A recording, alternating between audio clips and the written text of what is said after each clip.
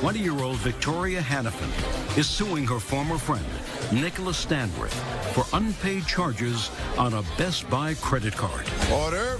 All rise. Yeah, it's case number 116 on the calendar in the matter of Hannafin versus Stanworth. Thank you. You're welcome, Judge. Parties have been sworn in. You may be seated. Ms. Hannafin, it is your claim that the defendant, who's a friend of yours, owes you for some credit card charges he made. He says he paid you in cash. Do you want to explain to me what he was doing with your credit card? Well, I met Mr. Stanworth in August of 2009. I had explained to Mr. Stanworth that I wanted to increase my credit score.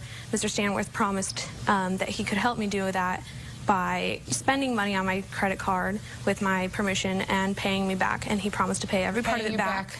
What? How? Check or cash? He paid strictly in cash, no checks. Okay, go ahead. So what did you do? He paid me back, and I had began to get a little nervous because of the activities that he was involved in, illegal gambling. What kind of activities, Ms. Hannafin? Illegal gambling, drugs. Why would you hang around with somebody who was involved in illegal activities? I was very vulnerable at the time. I had just left a bad relationship, and he had kind of made me feel like he was my friend, and I didn't know what he was involved in until I began hanging out with him. So why didn't you stop hanging out with him? Because he owed me this money, and he had said that, you know, he wouldn't pay me back unless I was around, and he had made threats to me that he would, quote, burn me and bury me, and that he used to get off on killing people, that it, quote, gave him a when he would kill people. And I just felt scared for my life that I would be one of those people. When did he say this to you? He said this November 20th.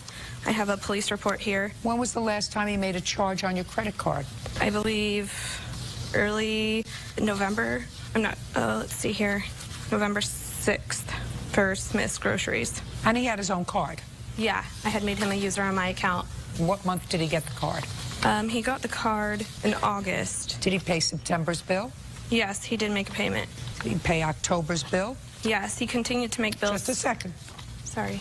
Now, November 6th was his last charge. Yes. So what month does he owe on the credit card? Well, he didn't pay the complete amount back. He would make payments each month. He says he paid it. I paid her everything in cash, everything in full. She had a boyfriend that was in prison at the time, and that's why we had like a sugar daddy type relationship where I knew her situation. She needed a little something while her boyfriend was locked up, and while he was locked up, I was there for her. But the closer the date got to her boyfriend being released in December, she just got weird. She got really, really weird, and the more I separated herself from. What was he doing in jail, Ms. Hannafin? He had broken his probation. Was he released in December? Yes. When you and Mr. Stanworth were friends, where were you living? I was living in Taylorsville, Utah. She was living with her ex-boyfriend. No. She had an ex-boyfriend. She was messing around with me. While she was messing around with me, she moved in with a friend. No, listen to me. You're not following. You were committed on something. When you were friends, yes, who were you living with? Zoe, a friend, and she lived in Taylorsville, Utah. Up until when did you live with Zoe? Up until November, and then I moved into my own apartment. When you moved into your own apartment after December, who did you live with? When I moved in originally in November, I had taken the place of a friend, and I lived with Kelly. You said you were living alone, your own apartment in November. The boyfriend came out of jail in December. Well, in living alone, I mean, I had a roommate. It was a two-bedroom apartment that I moved into, and I occupied one of the rooms. Where did the boyfriend go when he got out of prison? He moved into Zoe's apartment and occupied the room that I used to have. So you have or have not been living in the same complex as the old boyfriend? No, I don't. I didn't ever live in the same complex as him. He wasn't my boyfriend. We were just friends. I would go and visit him every Tuesday, but he was just my friend. Where would you visit him? At the Davis County Jail. How am I supposed to tell that Mr. Stanworth owes you money if he paid you in cash and you never gave him receipts? I don't know. I mean, I've documented every payment that he's given me. He never wanted a receipt, and it was strictly in cash. I've never not made a payment with the cash that he's given me. May I interject something? Our credit cards were linked. She was also spending money on those credit cards, and I never received an itemized statement of what was being paid. I always knew what I bought. I'm very good with money, and every time I bought something, I paid her in full for it, cash, to pay it right away. I'm not one to wait 30 days. You look on my current credit card statements, all my bills are paid in advance. Why were you using her credit card, Mr. She got a credit card in her name. I did promise her I'd help her with her credit. I did promise that. Why were you using her credit card, Mr. Stanworth? To help her build her credit. I had the cash. She was a friend. We became close. Can I see the list of items on the credit card statement, please, Ms. Hannafin? There's 2 credit cards. There's a Best Buy account and a Bank of America account. Did you pay the Best Buy account? I don't know what the Best Buy is about. She was getting ready for her boyfriend to come out of prison. My understanding was a boyfriend. Appliance? The appliances were for Mr. Stanworth's home. He had purchased on my credit. What had happened is he said that, oh, this would help my credit score, and I believed him, and I shouldn't have, but I did, and he convinced me to open a credit card account with Best Buy, and we both applied on it.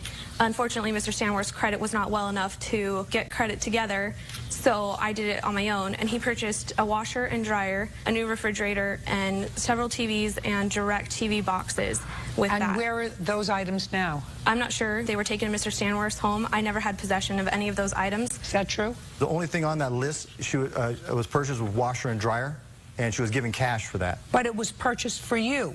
It was purchased for the home because she was staying with me also. She forgot to mention that. And I do believe in one of the statements. Who has the washer and dryer now? I don't. It's gone. Where is it? I moved out of that place. I'm in a new house. It was left there. Something's wrong with you. No, nothing's wrong with it. Oh, something's wrong with you. Unless you sold it to the new people who moved in. No, I didn't Why in sell the it to the world new would you people. buy something that's 6 months old and just leave it there if you paid for it? I don't believe that, Mr. Stanworth. It is there until someone moves into the place, and then I will get the items. What kind of double talk is that? No, because I have a washer and dryer right now. It's on KSL, which is a site to sell it. Not double talk. I moved into a place that has a washer and dryer. What is on the internet? The washer and dryer is on the internet. So you're selling it? Yes, I am selling it. Judge Judy continues in a moment. My problem is I believe her just slightly more than I believe you. I mean, Yeah. I know you're a hustler. Oh, yeah. But I can't figure her out. And later today, Well, your friend Steve Yeah. didn't want a drunk Well, we were all drunk. fighting. Listen, sometimes you get drunk and you just make a lot of love. Sometimes you get drunk and you make a lot of fighting. real cases, real people. Judge Judy. Victoria Hannafin says former friend Nicholas Stanworth owes for unpaid credit card charges. Nicholas claims he paid Victoria back in cash. What kind of work do you do, Mr. Stanworth? Consulting. Consulting what? I work for the Sundance Film Festival once a year. When the movies come up there, I set up events at the Sundance Film Festival for certain companies that come in. I present them marketing ideas. If they want certain events such as poker parties. What do you do for a living, Mr. Stanworth? You're Consulting. double talking me. That's consulting. That's what I do. That's what you do. Yeah. And did you file a tax return this year? Yes, I did. How much did you earn? $85,000. Doing what? I consult. These people here in LA pay very good money for setting up events. Indie Film Festival, I set up all their poker parties. I also did a celebrity poker tournament Where up do there. you live here in LA? I don't live here. I live in Salt Lake City. And what you're telling me is you have clients here who paid you $85,000 to do consulting work for the Sundance Film Festival. Yeah, but you put a lot of work in. You set up the events. The 2 years before that, I made $250,000. What you're telling me is that you do that for a one-time event at the Sundance Film Festival. It's a one-time event, and sometimes I get to go to the... You know, I have trouble believing these stories that sound very bizarre to me. Well, that's what I do, and I also, through there, you get other events such as the Super Bowl. You can do Super Bowl parties, Kentucky Derby. Not can do. I didn't ask you what you can do. I asked you what you do. And that's what I do, Sundance Film Festival, and I do other things. I set up parties for other people. Bert, you're following this. I'm hearing it. Yeah. That's right. All right. It's work. It's work, and you know what? People pay well to have a good time, and, you know, sometimes you do charity events, sometimes you do other things, but it's work. Ever gamble? Yes, I do. What kind of gambling? World Series of Poker is going on right now. I'm here missing it. It's in Vegas for a month. What other kind of gambling? Pretty much poker. I bet on sports. Did well on the Lakers, beating the Jazz this year. No, did quite well. I was in Vegas for that. Won a lot of money. The Jazz were favored. Lakers are a better team. That way you'd have a lot of cash. Yes, I do, and I deal Now, in cash. You have a debit card, Yes. which means that you have a bank account. Yes, I have 4 accounts. And when you have a bank account, you have checks. No, I actually do not have checks. Only for my NMP consulting. Only my consulting business. How old are you? 32. Why wouldn't a 32-year-old man who earned $250,000 the year before and $85,000 this year have checks? and instead keep all of his money in cash and pay his bills in cash? Just the nature of my business. Gamblers, we keep a lot of money in cash. Now we're talking. Yes, we keep a lot of money. Consulting people don't. Because consulting people are not paid in cash. Consulting people are paid by businesses by check. I have checks deposited into the business account. And? I write checks from the business account for materials for business gigs that I do. And how are you paid from the business, sir? I pay myself. With what? I write it, well, I transfer money. I transfer money. So. You see, you almost tripped over your tongue, Mr. Stanworth. No, I transfer money. You write a check. No, I don't write a check. I transfer from one account to the next, and that's considered writing a check online when you transfer banking fees. So you transfer money into what account, sir? My personal checking. Your personal checking. Checking. And savings. When you have a checking account, you have, what do you have when you have a checking account? Checks. Checks. But I chose not to have checks. I use my check card as my checks. You know, my problem is I believe her just slightly more than I believe you. I mean, I know you're a hustler. Oh, yeah. I know you're a hustler. I know that that's how you make your living. You're a hustler. But I can't figure her out, you know? She's got this passive-aggressive thing that I'm just not getting. I got you, Mr. Stanworth. Well, you can look at the bank statements. This girl's making... I got you, but I'm, you know, I really don't get her right away. But I know one thing, a lot of stuff is charged here, and she's not asking for all that money. No. Because she says that you paid her a good portion of it. Yes. I mean, on one she says you paid her $700, on one you paid $8,000. You paid a lot of money for purchases that you made. She gives you credit for a lot of those things, because all she says you owe her is $1,800. And one of the things that I found troubling, Mr. Stanworth, was that you said, and besides paying her in cash, I gave her a very good deal on a used car. No, well, I didn't give her the used. I had a used car. She got rid of her Toyota 4Runner. Did you just say no to me, Mr. Stanworth? You want me to read what you wrote? No, you're absolutely correct. Judge Judy continues in a moment. And later today... I can't believe that. It just sounds ridiculous. If it doesn't smell right, it's not true. Why would you all come together and the one person who witnessed the act of vandalism is not here? Real cases, real people. Judge Judy.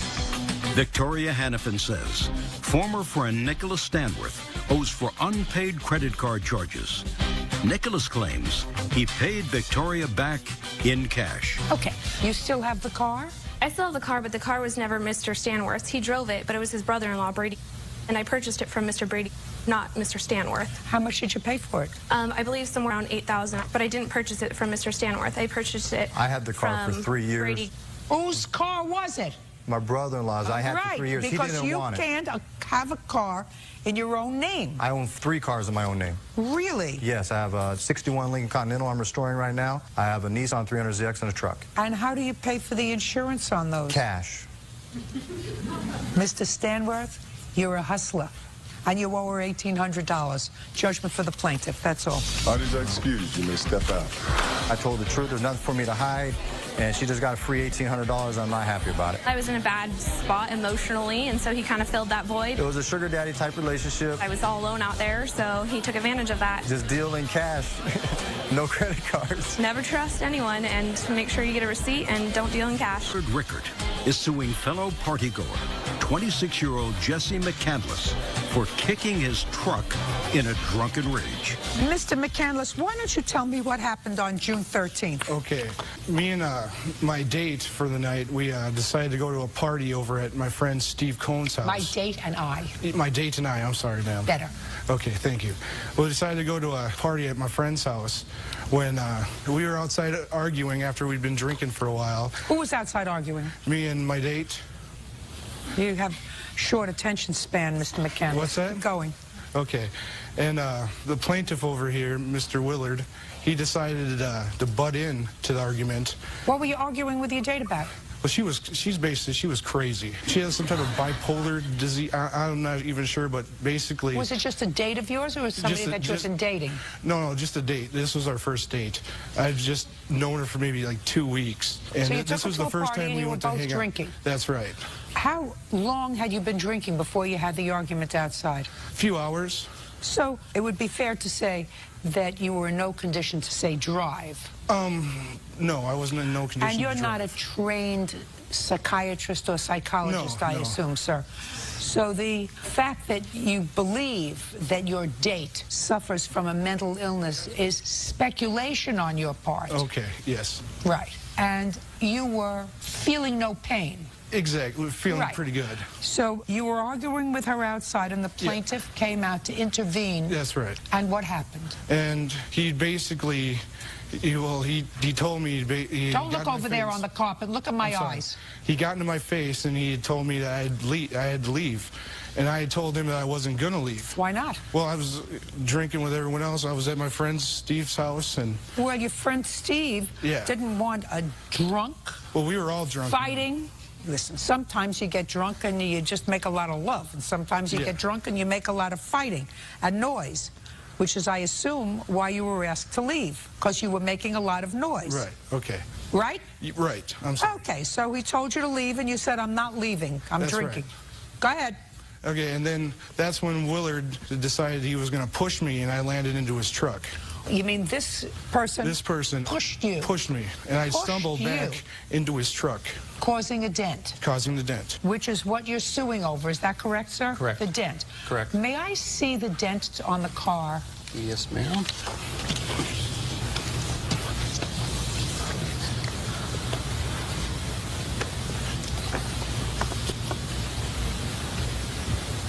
How many times do you allege, sir, that he kicked the car? I was in the house at the time. Who saw him kick the car? We didn't actually see him, ma'am. Well, who saw him kick the car? Nobody that I brought with me. Oh, well, then how am I capable of trying a case, sir, without evidence? What did you bring these people for? If there was a person who saw him kick the car outside, sit down. If there was a person who saw him kick the car outside and you didn't bring him, why would you bring other... He admitted to Steve later Mr. on. Rickert, listen to me very carefully, sir. There was a witness that saw him kick the car. Is that correct? I'm sure there was. I was inside the house at the time. Well, somebody came in and said that he kicked the car, right? Right. Do you know who that was? No, I do not. Do you know who it was? Yes, ma'am. Who? Her name's Samantha. Well, then, that could have been easily transmitted to you, sir. And I don't understand why Samantha didn't come in to court today to testify that she saw him kick the car. Judge Judy continues in a moment. Want justice? Go to judgejudy.com or call 1-888-800-JUDY. Okay, I just have a few questions for you. When did you tell the plaintiff that Samantha witnessed him kicking the car? I don't believe I told the plaintiff that Samantha Why witnessed. would you travel all the way here and not tell the plaintiff that there was a witness to the incident? I don't believe that. I can't believe that. It just sounds ridiculous. If it doesn't smell right, it's not true. Why would you all come together and the one person who witnessed the act of vandalism is not here? Your Honor, he's had contact with my insurance agent, and he admitted on the phone to my insurance agent and Steve here. That, just a second. I'm not hearing that. That's hearsay. I have letters from my insurance agent. That's hearsay, sir. Letters are hearsay. I don't understand why you have a witness and you didn't bring that witness. Goodbye. Case is dismissed. Please excuse me, step out. Judge Judy continues in a moment. And on the next Judge Judy, Mark Davis is suing the mother of his son, Crystal Poindexter, for an unpaid loan to pay her rent. Crystal claims Mark offered to give her the money. All rise.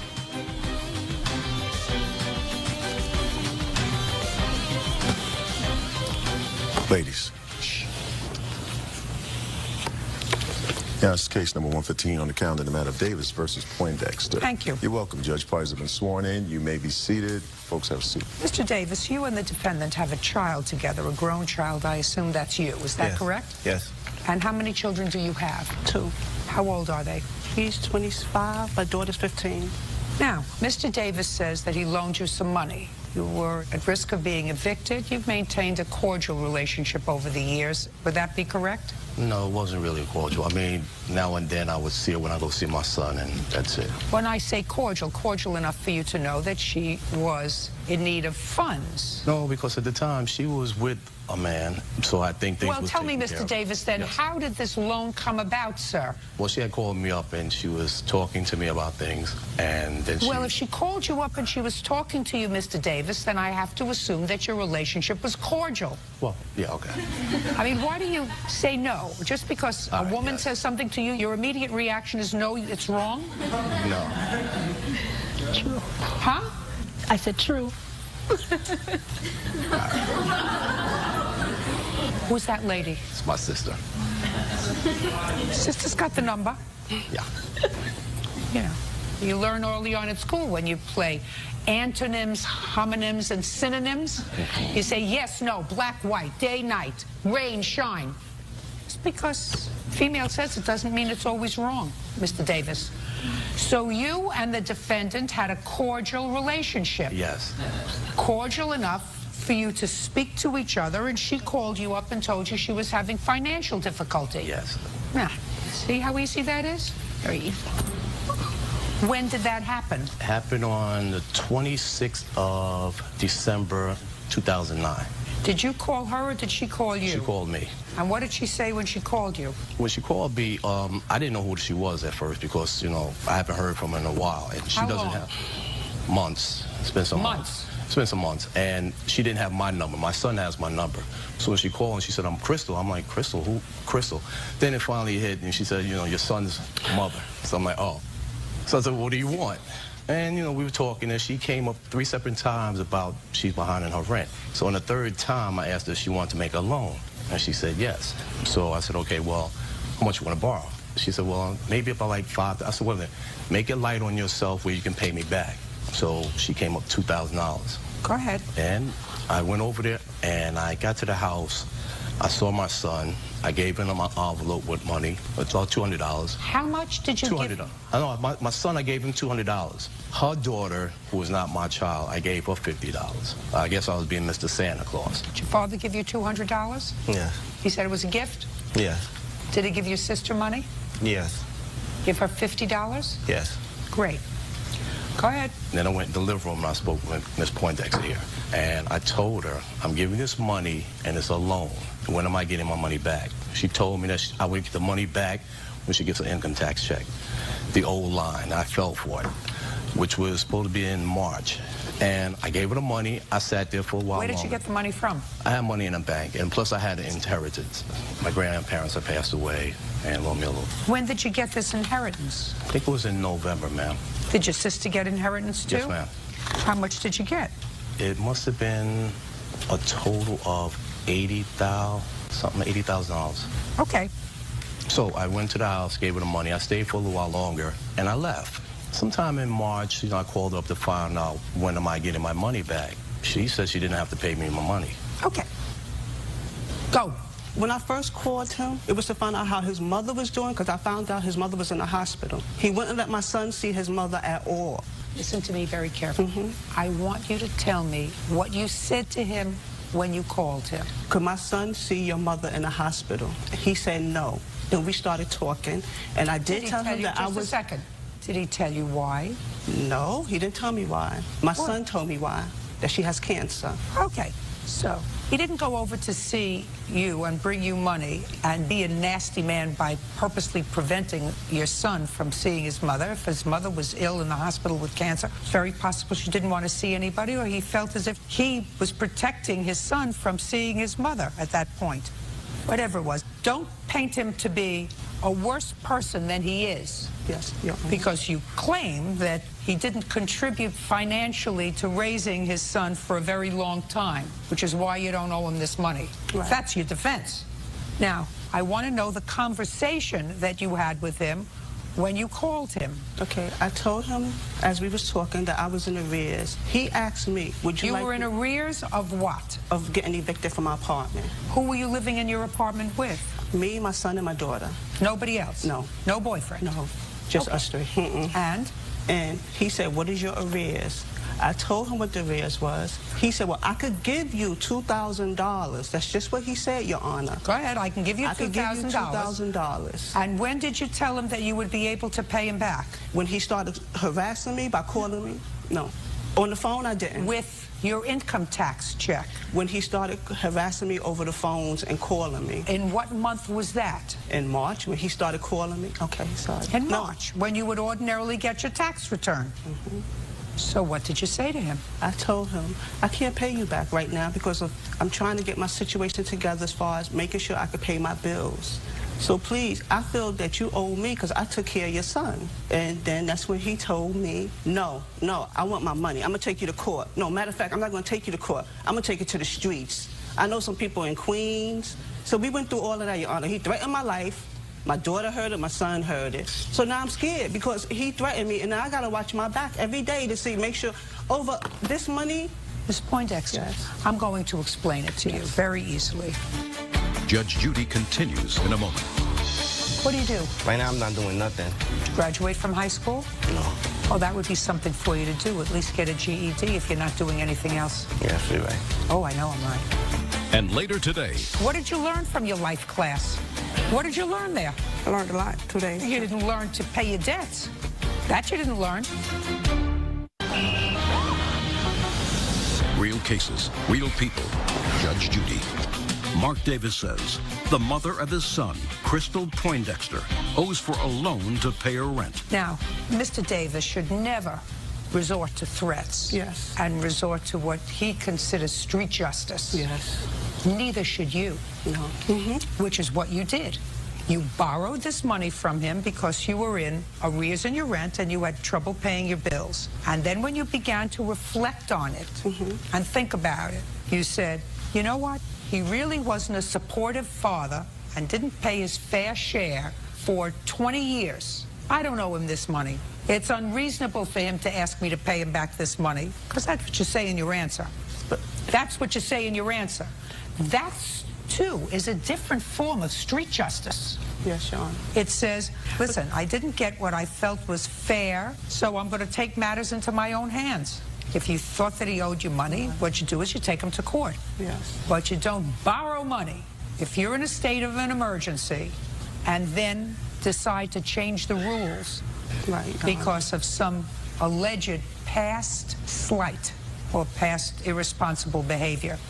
Mr. Davis, what, Mr. Davis? That's Judge Judy. If she was so scared of me, how come on, I think it was the 26th of May, I forgot what month it was, ma'am, but what she did, she went with me to go see my mother, her and her daughter, after it was supposed to be the alleged threat, the week after. Listen to me. She went with me. Listen to me. I'm sorry, yes. I think that Ms. Poindexter is making excuses. She did give you back a couple of $100. Yes, ma'am. Because of this, so she owes you $1,800. Yes, ma'am.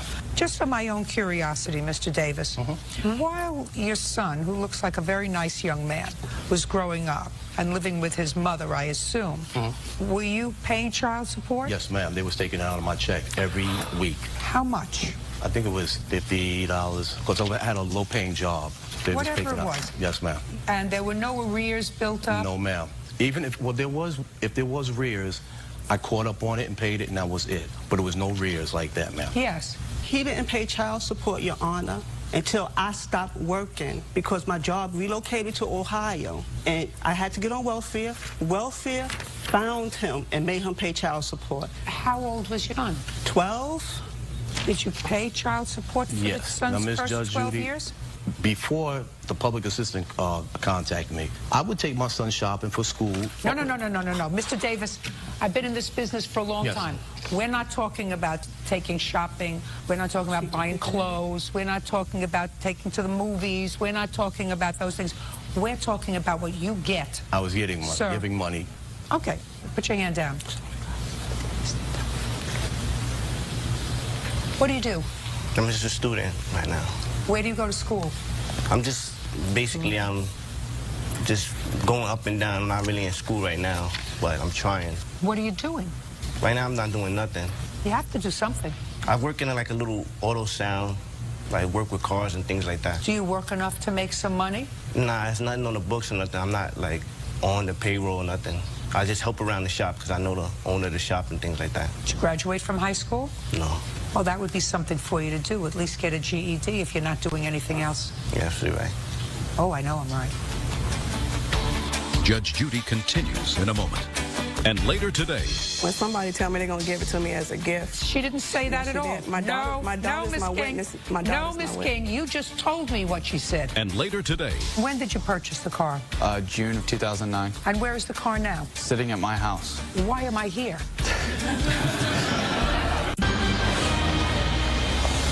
real cases, real people. Judge Judy. Mark Davis says the mother of his son, Crystal Poindexter, owes for a loan to pay her rent. Now, you're 25? Yeah. Time's wasting. You'll blink, you'll be 50. And you want to do something else with your life other than nothing. You're absolutely right. Judgment for the plaintiff in the amount of $1,800. That's all. Thank you, ma'am. Parties are excused. Judge You may Judy, step up. can I talk to you? He was using him for IRS. Miss Poindexter, I just told you, and I'm going to repeat it one more time. He made a loan, which is what you asked him for. You changed the rules when you decided that he hadn't paid you any reasonable amount of support for your child. You can't do that. You had an agreement to pay him when you got your tax returns. You can't change that agreement. You owe him the money. Okay, that's all. Parties are excused. You may step out.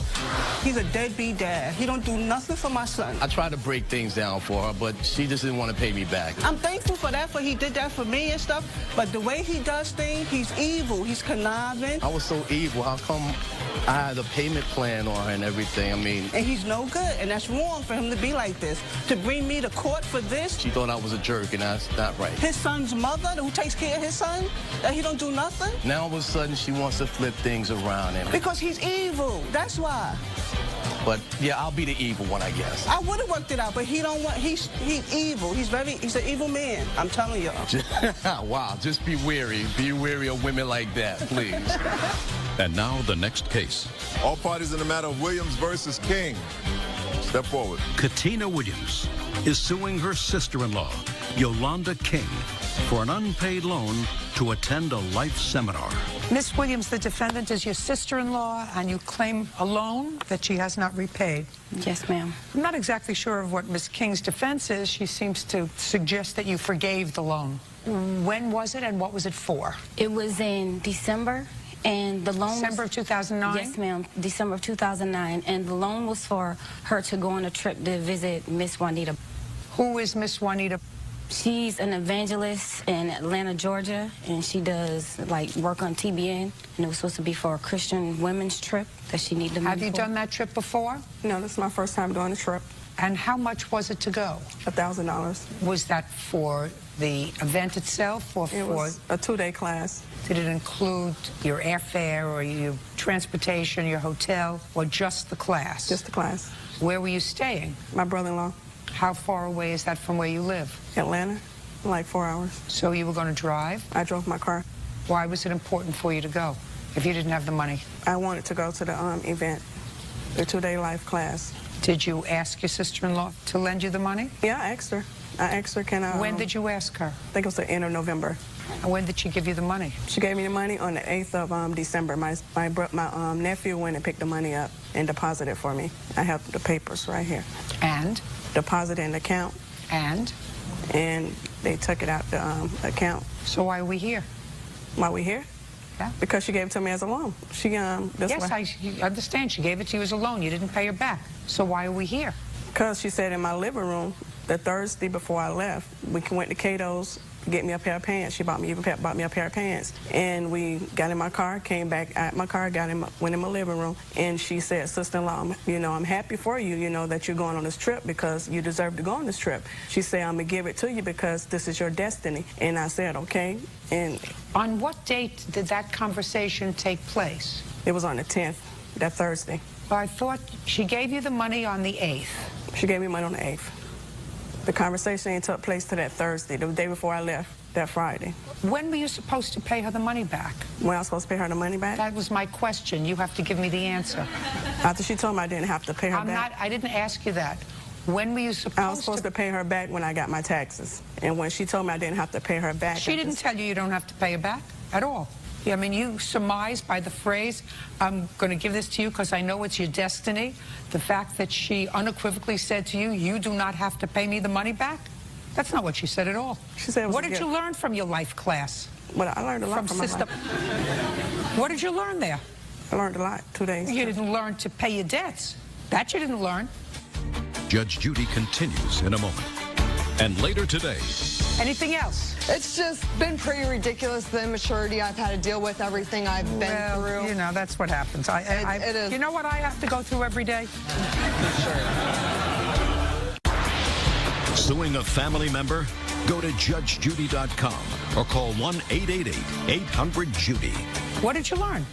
But when somebody tell me they're going to give it to me as a gift. She didn't say that at all. My daughter's my witness. No, Miss King, you just told me what she said. She said, I'm happy to have been able to do this for you. Yeah, and she said she wasn't going to give it. No, I'm happy to be able to do this for you. You heard it. You don't have to pay me the money back. I don't know what happened afterwards, but that's what you heard. So what I want to know is what you learned in the 2-day seminar with the evangelist. Judgment for the plaintiff in the amount of $1,000. That's all. Step out. Parties are excused. You may step out. I think that the money was giving. I don't have no reaction. And yet, I don't think she really learned too much. I don't have none. Because her heart still hasn't changed. She's still hard. And I don't even want to talk about it. Basically, lesson not learned. And now the next case. All parties in the matter, Stewart versus Hunt. Step forward. 22-year-old Tara Stewart is suing former friend, 19-year-old James Hunt, for money owed on a car she sold him and for shooting up the car with a paintball gun. Mr. Hunt, you purchased a used car from Miss Stewart. Yes. What kind of car did you purchase from? Grand Am teal. I'm not sure the year. How old was the car? 1994. And how much did you purchase the car for? $500. Is that right? Mm-hmm. And how much did you pay her? I've paid her $120 so far, and I lost my job. So I didn't ask you anything else. I asked you how much you paid her. And when did you purchase the car? June of 2009. And where is the car now? Sitting at my house. Why am I here? She refuses to come and get the car when she doesn't have to get the car. She sold you the car. She has the title and the keys. She's going to give them to you. Okay. As soon as you pay her, $380. Do you understand? That's what it is. $380 is what you still owe her. Yes, that is what I owe her. Good. I have Perfect. No job. Anything else? Yeah, he slandered me on the internet quite a bit. Yeah, it's just been pretty ridiculous, the immaturity I've had to deal with, everything I've been through. You know, that's what happens. It is. You know what I have to go through every day? Hey, yeah, I'm the immature. You know what I have to go through every day? Sure. He owes you $380 for the car. Judgment for the plaintiff. That's all. Parties are excused. You may step out. Judge Judy continues in a moment. Out the back door to your right. And on the next Judge Judy, 23-year-old Larissa Wills is suing her ex-boyfriend, 25-year-old Denby Cooper, for an unpaid loan to pay off traffic tickets.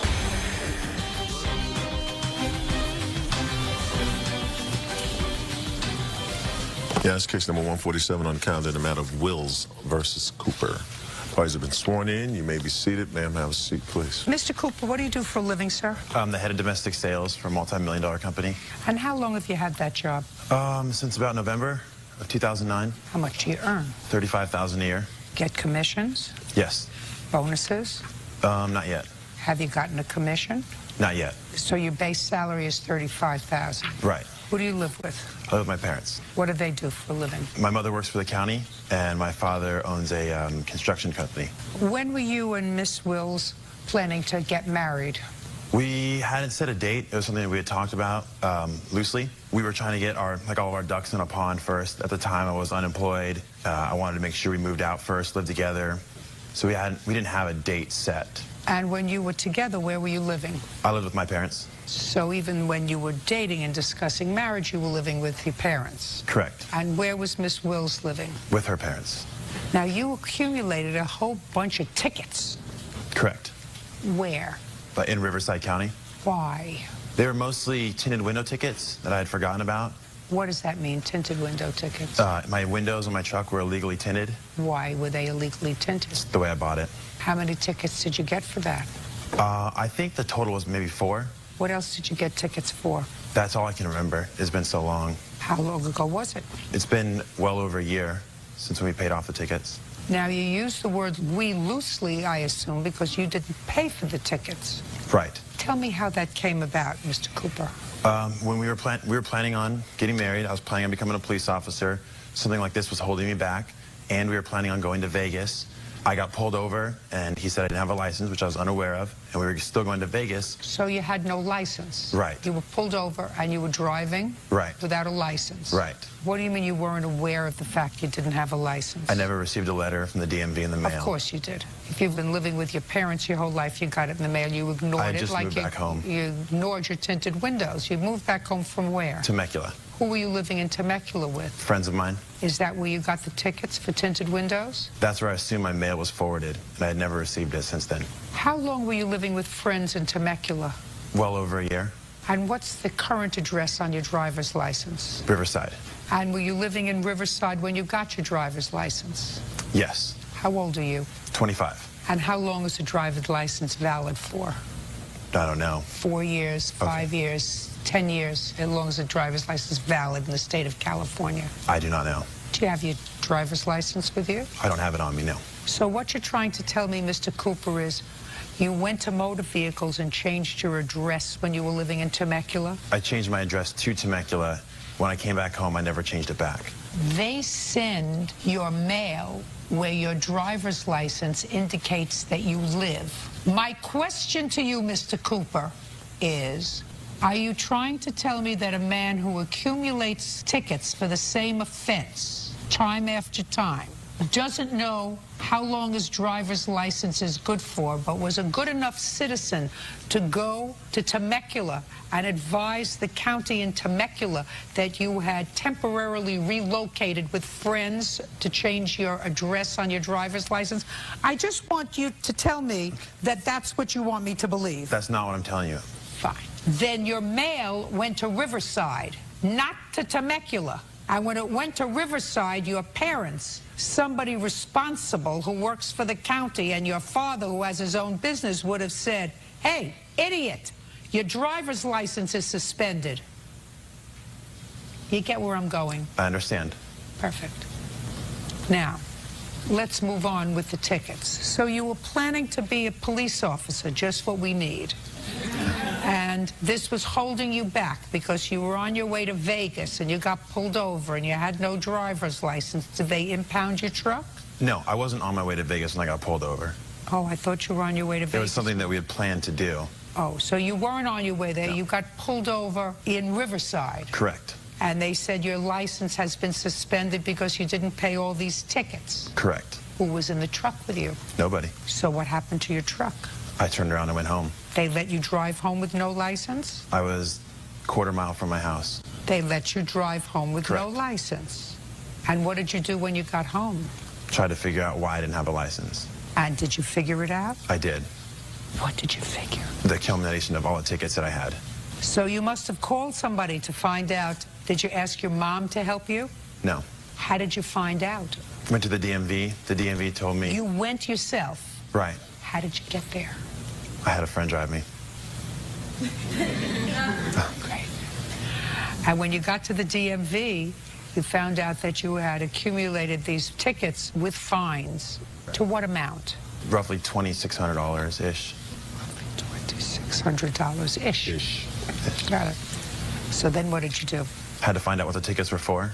Had to find out how to pay them off. How did you pay them off? I didn't pay them off. Well, they were paid off. Correct. How did that happen? Larissa paid them off. Tell me how that happened. Before we went to Vegas, she said that she didn't want to drive, and I was gonna set up a payment plan, but it would take too long to pay off all the tickets. So the end result would be... Which means you wouldn't have a license. Correct, which means I couldn't drive to Vegas. Go ahead. Okay. Then Larissa didn't want to drive to Vegas. We were going with a group of friends. So she offered to pay them off for me. What did she say? She said... No, don't look there. Oh, I'm sorry.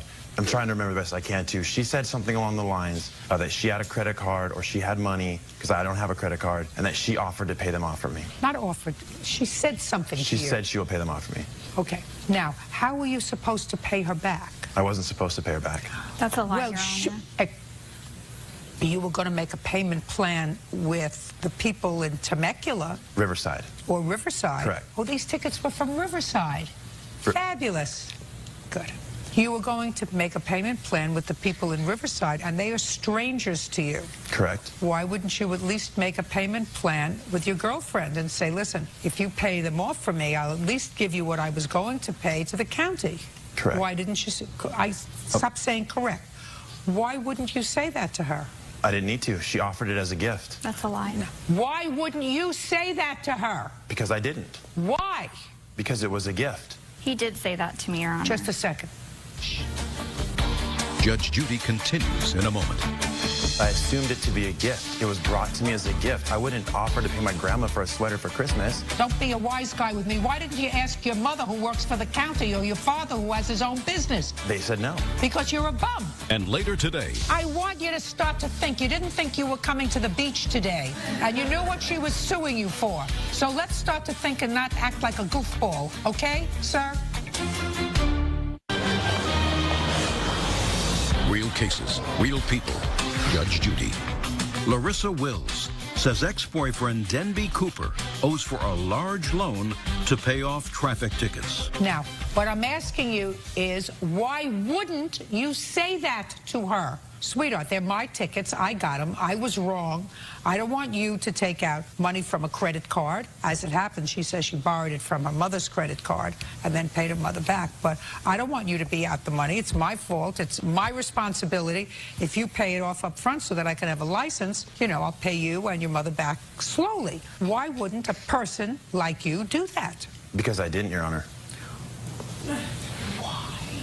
Because I assumed it to be a gift. It was brought to me as a gift. I wouldn't offer to pay my grandma for a sweater for Christmas. Why didn't, listen, don't be a wise guy with me. Why didn't you ask your mother who works for the county or your father who has his own business? Because they wouldn't pay for me. Why? They said no. Because you're a bum. I'm not a bum. Well, sure you were. You weren't working. Right. You were 24 years old. You're a bum. And you had no business going to Vegas. How are you going to Vegas if you were 24 years old, had no job? What were you going to do in Vegas? Stand on a corner? No. What were you going to do in Vegas? Go out with friends. We had a group of people who were going with us. And how were you going to go out? What were you going to use as barter? I had money. From what? I was working part-time. Part-time where? At a cell phone repair company. On the books or off the books? Off the books. Were you getting unemployment insurance? Yes. Huh? Always follow the money. That's why I love this job. How long were you working off the books while you were collecting unemployment? Not very long. I want the president to listen to this. Go ahead. Not How very long? Not very long. How long is not very long? Less than a month, 3 weeks. It wasn't a daily job. I fixed cell phones from home. You had enough to go to Vegas along with the government's help. Correct. We split the tab. You're a big boy. You eat a burger and a half. And you were going out with friends. That's not cheap in Vegas. So the couple of 3 days a week that maybe you worked for a cell phone company while collecting unemployment and saying you were looking for work, you must have earned really good money fixing cell phones. No. How much did you pay off for his tickets? It was $26.78. How much did he pay you back? $200. Lovely. Judgment for the plaintiff in the amount of $2,470. You get a ticket. It's your responsibility to pay it. Bye. Parties are excused. You may step out. I'm very happy with it. I was a little disappointed. I guess he just didn't want to pay me back for the tickets, and I couldn't get a hold of him. It was a gift. He told me to never call him again. I didn't want to talk to her anymore. He was mad at me because we broke up. After she broke up with me to be with somebody else, I had no desire to want to be with her anymore or talk to her. We just weren't good for each other. Don't trust women? Never loan people any money without a written agreement. And now the next case. All parties in the matter of McClellan versus Lotz. Step forward, please. Sammy McClellan is suing her ex-boyfriend, David Lotz, for loans for child support, rent, and an airline ticket. Miss McClellan, you met the defendant, according to the complaint that I read on the internet. You began to date him and made a series of loans to him. You no longer are involved in any sort of relationship. You want your money back. Mr. Lotz says that there was never any agreement to pay you back any of the money that you gave to him. And the one issue with regard to an airline ticket, you were unable to use it and you gave it to him as a gift. Mr. Lotz, When did you and the plaintiff begin a relationship? I don't know if I would call it a relationship per se. I talked to her online, and I think I saw her maybe a total of 4 times. And how long did it last? Until the time that I thought it was just non-conducive to have any contact with her whatsoever. Why was that? Just erratic behavior by emails, text messages, and I have 2 small sons, and I just didn't think that any type of relationship would be an appropriate environment for her to be around them. Okay. At what point did you decide that? Did you decide that before or after you took money from her? Well, it would be after. While you were taking money from her, everything was fine? We really didn't have a relationship per se except friendship. As I said, I saw her 3 times, 4 times. Was it clear to you, sir, that she had more of an interest in you than you had in her? No, not necessarily. How much money did you give her over the course of the brief time that you spent with her? None. How many gifts did you purchase for her? None. How much money did you take from her? It was roughly $2,000. And what did you take the money for? I had some past bills, and well, the $2,000 that would include the plane ticket that was a gift. Forget the plane ticket. I'm not interested in a plane ticket. She had a plane ticket that she couldn't use, and it was going to go to waste, and she gave it to you. Who cares? I'm interested in cash. Judge Judy continues in a moment. You were doing either some sort of courting or some sort of conning, or you're a pervert. You have 3 choices. Those are the only 3 choices I can come up with. Courting, conning, or a pervert. Real cases, real people. Judge Judy. Sammy McClellan says ex-boyfriend David Lotes owes for loans to pay his child support and rent. Now, Mr. Lotes, how much cash money did you take from Miss McClellan? About $1,700. Let me hear the first amount of money that you took from her. When was it and what was it for? I'm not sure the exact date, but I had some... I don't need an exact date. Give me a month and year. Roughly 4 months ago, last year. Well, 4 months ago would not be last year, sir. Your math is off. When was the first time he took money from you? It was on, actually, March 2nd. And what was it for, Mr. Lotes? I had some past due things that I had to pay. Like what? Various things. I don't know right now. I mean, we had a discussion. I want you to start to think. You didn't think you were coming to the beach today. And you knew what she was suing you for. So let's start to think and not act like a goofball. Okay, sir? What was the money for? You saw her, according to you, 3 or 4 times. In at least 2 of those 3 or 4 times, she gave you money. What was the first one for? I believe the first one is I had some utilities stuff and some insurance. How would she know that you had issues with your utilities and your insurance? We had extensive conversations via the internet and Facebook. That was basically the bulk of the relationship. You mean that you needed money? I was going through a very hard divorce, and I confided in her as a friend, and so she knew the situation of everything that was going on. Don't tell me what she knew. If you're courting a woman on the internet, which is what you were doing. I don't know. I think that's a well, unless you're some sort of a pervert, I would assume that if you were on the internet involving someone in the intimacy of your life, you were doing either some sort of courting or some sort of conning, or you're a pervert. You have 3 choices. Those are the only 3 choices I can come up with. Courting, conning, or a pervert. I don't see it that way. I don't care what you see. So somehow she knew you needed money for your utilities and insurance. This had nothing to do with child support, did it? No, I was paid for. I took care of that. It was paid. When was it paid, sir?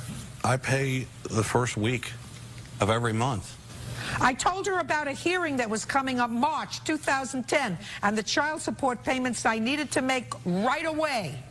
That's what you wrote. That's not what she wrote. That's what you wrote. That's not a utility. Your children are not utilities. They may be utilities to you, but child support is not a utility or insurance. How much did you give for child support? It was $600. That's a better answer. Now, these are the 2 sons that you didn't want to be around somebody that was as kooky as the plaintiff, right? These are the 2 small sons that you're very attached to, or do you have other sons? Just them. Just them. She didn't make them, did she? She didn't make them. No, ma'am. Whose responsibility is it to support him? Mine. Right. And what do you do for a living? I'm a chef. So you eat regularly. And the court sent an order of support that you were supposed to pay. Why didn't you pay it? I was having some financial difficulties. So you were either courting her, conning her, or you're a pervert. Right now we fit into the conning part. Judge Judy continues in a moment. How much money did she send you in rent? $11.50. How much did you send back to her? It was a gift in my estimation. How much did you send back to her? The answer is Nothing. none. Now you know where you fit. Are you the victim of a scam?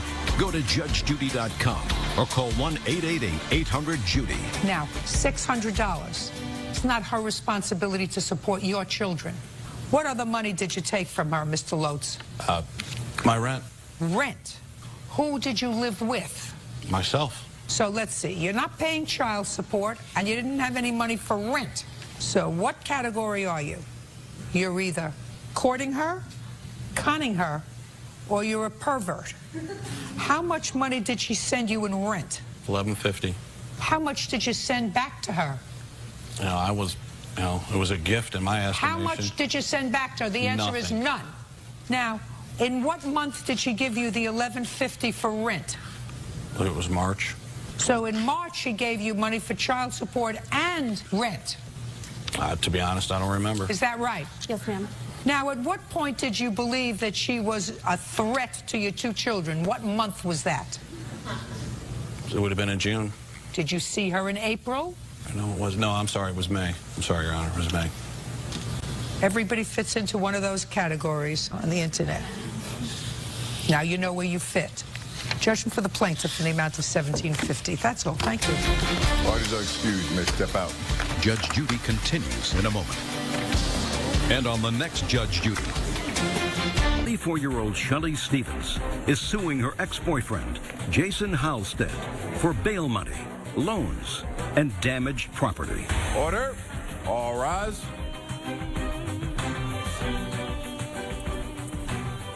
Yes, case number 174 on the calendar in the matter of Stevens versus Halstead. Thank you. You're welcome. Parties have been sworn in. You may be seated. Folks, have a seat. Ms. Stevens, your complaint alleges that the defendant, who was your boyfriend, owes you some money for loans. And Mr. Halstead says there was never actually an agreement to pay you back any of the money that he acknowledges that you advanced him. He said that they were gifts, he needed some cash, and you were going to be a couple, and you were more than happy to be generous when he needed it. Is that right? That's correct. What kind of work do you do, Mr. Halstead? I've been a network engineer for 11 years in the computer field. What kind of income do you have? Make 80 grand a year on top of commission. You've been working for the same company for 11 years? No. How long have you been working for your current company?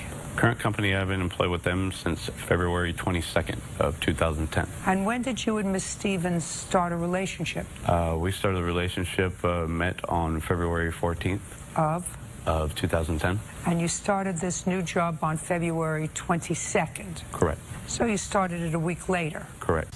Now, what was the first loan you gave him? Within the first couple of weeks, I got him loans for $1,613.35. For what? For work-related expenses for him. Explain that to me. I met him on February 14th, and soon after that, he got a job, and he said that he needed money for his work. So I lent him the money under the agreement. We had a verbal contract stating that he would pay me back upon his first paycheck. I have receipts. I'm listening. There was no agreement to that. Well, tell me how the work-related expenses, which she describes as work-related expenses, I assume some clothes. How did that come about? Basically, I had a business trip as we were starting our lives together and lived. You weren't starting your life together. You met on February 14th. You start your new job February 22nd. You need some clothes. Now you know each other a week. We also moved in together. When? Pretty much instantly. When you say instantly, you met February 14th where? We met through a mutual friend at somebody's birthday get-together at a local bar. And? And pretty much we're inseparable ever since. We clicked right away, had a really good rapport with her. She seemed like a genuine good person. And you had no place to live? I had a place to live. Where were you living? I was living out of my car and on friends' You were couch. living out of your car. So you connected right away, living out of your car. Yep. You met her. She was lonely, and she said, you might as well move in with me. She didn't have a place to live. She was living with her current boyfriend, who was 20 years older than her. So where did you move to? My condo, my apartment/condo that we have, and that I'm currently in. And how did you get that condo? I basically negotiated with my new employer to provide me with a loan in order to secure that place of living. And Miss Stevens moved in with you? Yes, ma'am. When? March 1st. When did she move out? End of May, I believe it was, middle of May. So she lived with you March and April and most of May. Correct. And what was the financial arrangement? We had a verbal agreement that I would handle all the... What was the financial arrangement? That I would pay the bills as far as rent, the electricity, utilities, and she would take care of the food and any other particulars. Okay. And did you pay the rent from March, April, and May? Yes, ma'am. When Miss Stevens lived there? Yes, ma'am. And what was the rent? The rent is $13.50. And where were you living prior to March? I was living with my ex-boyfriend of 5 years. And when did you start to date Mr. Halstead? On February 14th. When did you move out of the boyfriend's house? A couple days later. What kind of work do you do? I'm a special ed teacher. And when you moved out of the boyfriend's house, where did you move to? I moved to my mom's house for a while first. For how long? For a couple weeks, until he got the condo. No. And then you moved in with him? Correct. Go. That's incorrect. She basically moved directly out of his place, in with me, had me stay with her mom for a couple days while we were waiting for the condo to be cleaned out and closed. So you stayed with her mother with her? Right. Okay. There was no separation period between her and her ex. And well, when she was staying with her mom. Well, with me. With you. Right. Well, that's a separation period. Okay. So you didn't pay anything in rent as a special ed teacher March, April, and May. Correct. Okay. Got it. So when we talked about the verbal agreement for the work-related expenses, my witness here was here when she heard Jason agree that he would promise that he would pay me back for all the work-related expenses listed here. I have receipts and credit card statements paid for my credit card made out in his name. What kind of expenses did you have March, April, and May? Gas, food, everything for us to survive on. I'm buying a home right now, so I had to put a large sum down for my deposit on my home that I am about to move into.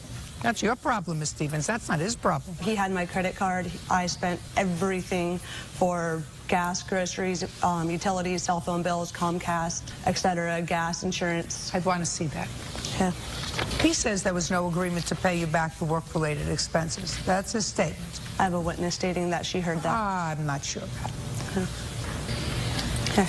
These are a bunch of credit card statements. Do those credit card statements have on them water, Comcast?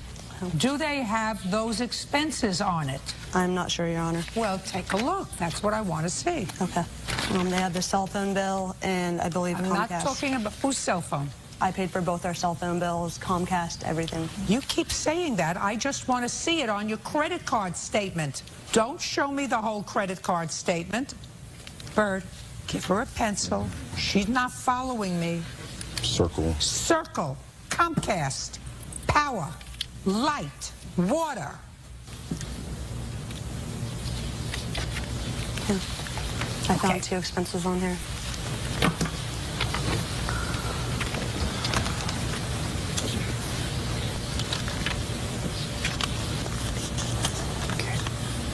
So what I have here that you have circled is $169 in California Comcast on March 16th. I have 19 AT&T for $149. Am I correct that that's it? No, I just did not come prepared. I apologize for that. Well, this is prepared. This is your visa. That's just the work-related expenses that I brought in. No, my dear. Miss Stevens, is what you're telling me you have more than one credit card? Yeah. Go get it. Go get your bills for the other credit card that you say you have other items that were household items. Wait.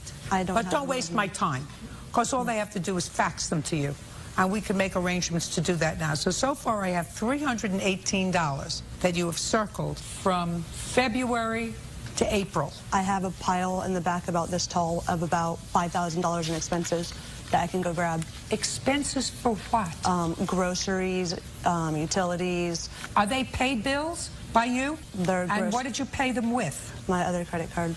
But most of them are groceries and other expenses. I only paid the Comcast and the AT&T bill. See what happens when you get the nose starts to twitter? Judge Judy continues in a moment. He's a con man. He's been doing this his whole life. He's a career criminal. When were you served with the restraining order? I mean, he's conned me. He's been conning people his whole life, and I can prove it with a background check. And later today. Can you do that? If not, I'm dismissing your case. Go back to your local small claims court and duke it out if some judge is idiot enough to do it. This judge is not that kind of an idiot. Real cases, real people. Judge Judy.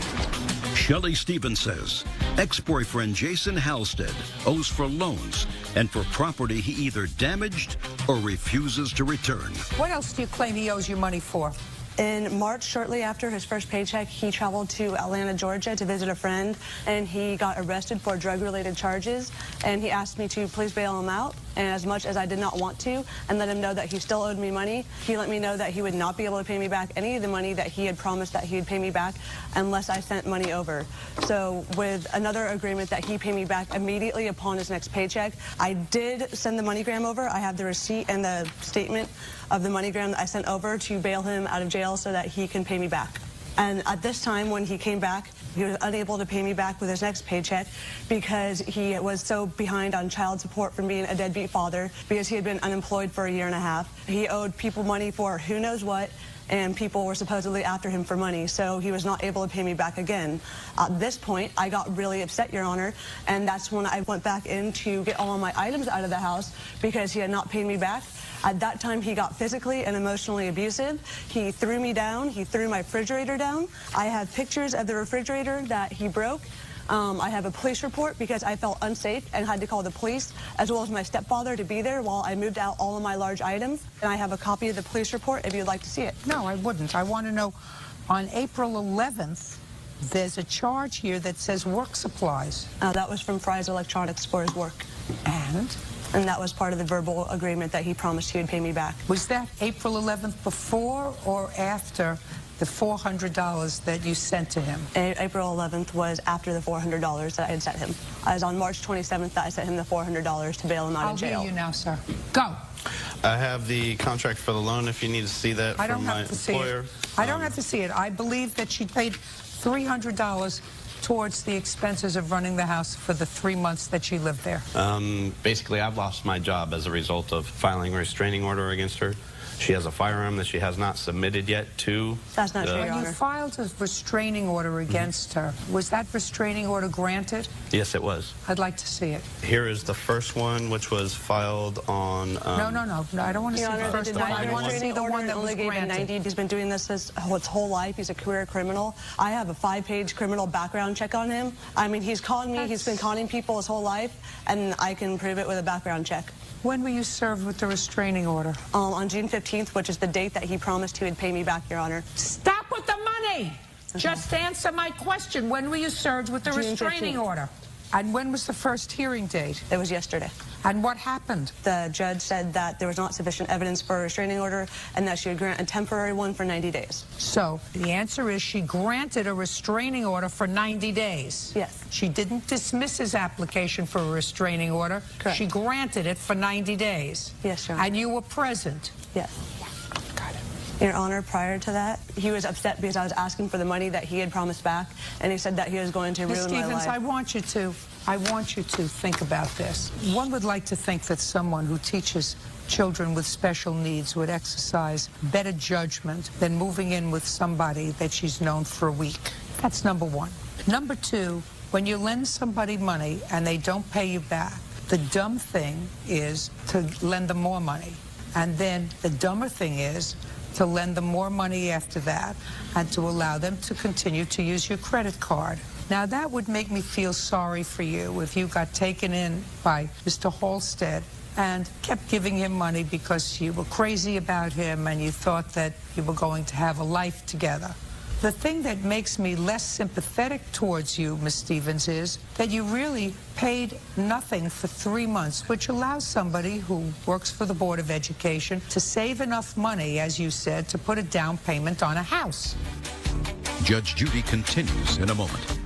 And later today, do you expect courts to make a determination whether you own the vacuum cleaner? Do you actually expect a court to make that judgment? Yes. No, it doesn't work that way.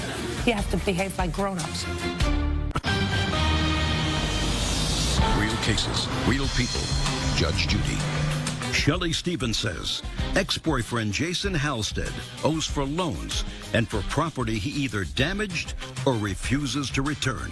So I feel less sympathy for you in the money that you laid out for him, which was, according to you, if I believe everything that you say, was $2,600, because $2,600 divided by 3 equals $866 a month. That would have covered your rent, water, utilities, because you don't have any of those on here, and everything else, which seems to be a rather even trade for the $2,600 that you advanced to him. So I have less sympathy for you, and therefore I feel less guilty about dismissing your case. Do you understand? I do understand, I Your don't Honor. believe there was a loan, and if I'm mistaken that there was an agreement to pay you back, you more than got paid back by living rent and utility free for the 3 months that you lived with Mr. Halstead, a fact that you do not seem to deny, but that you acknowledge when you tell me that you had a lot of expenses because you were saving up for a down payment on a house. Your case is dismissed. Your Thank Honor? you very much. Your Honor, please. That's it. Thank you. Parties are excused. You may step out. She's just belligerent, acts very bipolar-ish. He became emotionally and physically abusive. Choked me during conversations He threatened my life. He threw me down to the ground. because she didn't like what I had to say. He still continues to harass me. The women scorned, you never know what they're going to do. I'm genuinely scared. Just glad it worked out and the truth prevailed. And now the next case. All parties in the matter of Muir versus DeLapp, step forward, please. Annalise Muir is suing her ex-boyfriend, Robert DeLapp, for the return of property in a storage unit that's in his name. Ms. Muir, how many years did you live together? Off and on for 8.5 years. What does that mean, off and on? The first 4 years was an off and on. After that, it became pretty permanent. It's your statement that after you broke up, certain property was taken out of a joint storage unit that belonged to you. Yes. He says you took certain take your hands out of your pockets. Sorry. He says certain property was taken by you that belonged to him. Now, do you expect courts to make a determination after living together for almost 9 years whether you own the vacuum cleaner, which is in here, or you own a television set? Do you actually expect a court to make that judgment? Yes. Doesn't work that way. You have to behave like grown-ups. If you separated your house, you take whatever property is yours, put it aside, label it. You take whatever property is yours, put it aside, label it, and forget it. We don't have time for this nonsense. Even when people get a divorce, were you ever divorced? Yes. Do you have a judgment of divorce? Yes. Did you have an attorney? No. Did you divide the property with your ex-husband? No, I left it with him. Then you left it. You didn't come back and say, I want the dishes, I want the glasses. Let me see what else he wants. Took my Kirby vacuum cleaner. That's you. Yes. We don't have time for this. Your Honor, Now, we did buy things separately during the relationship. great.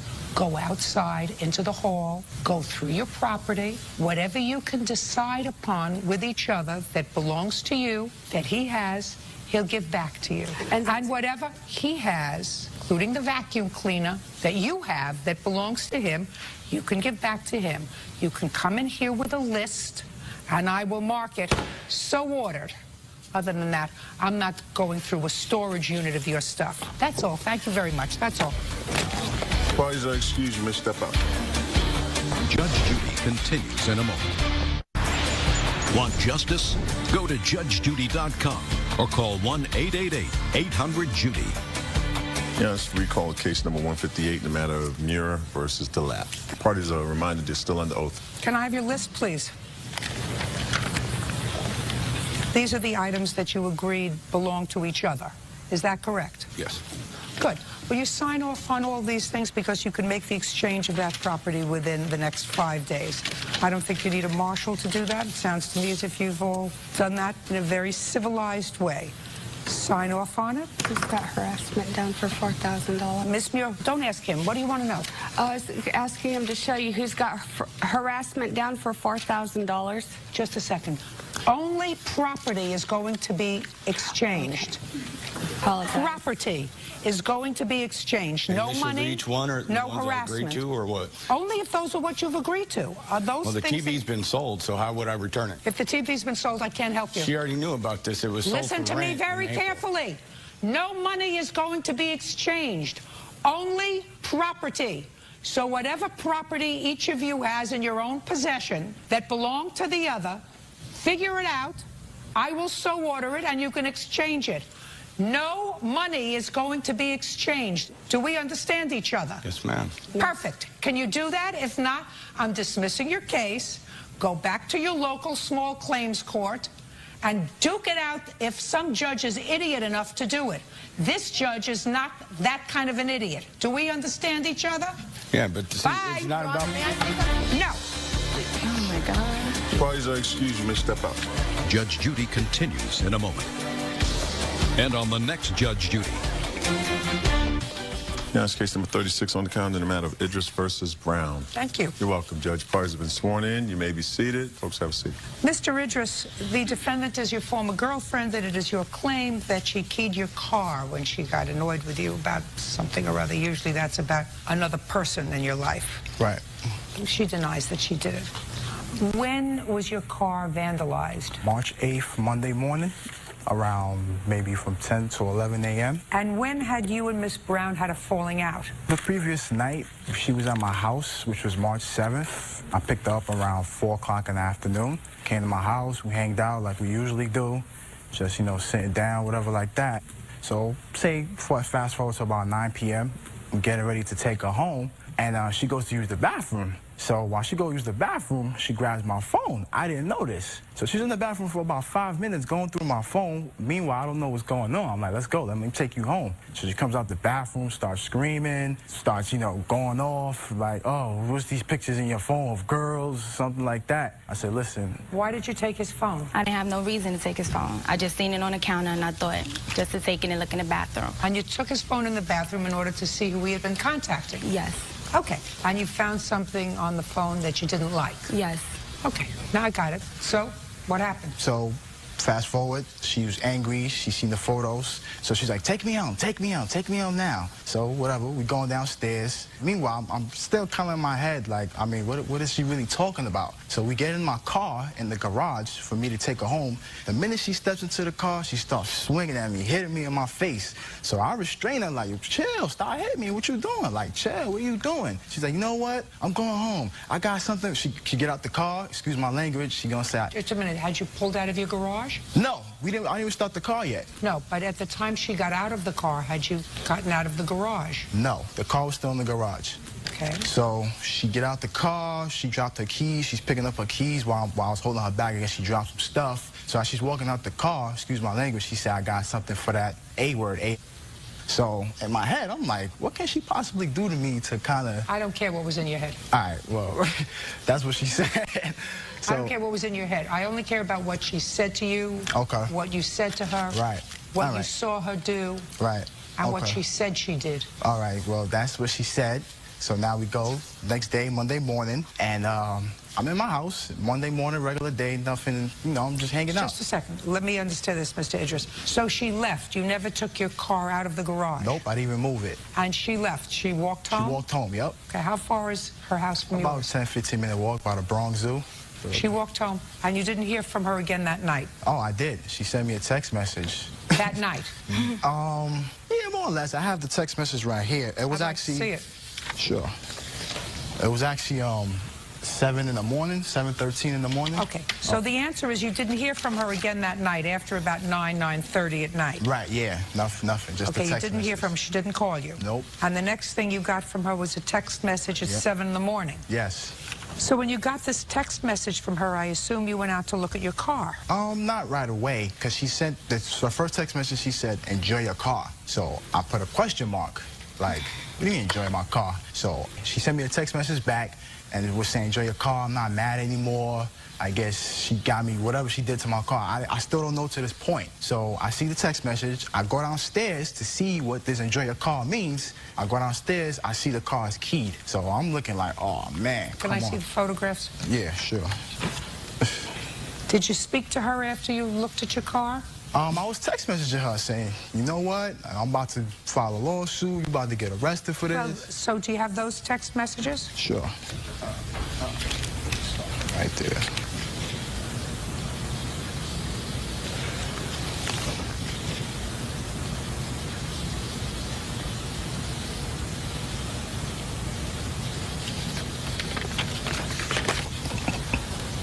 Go.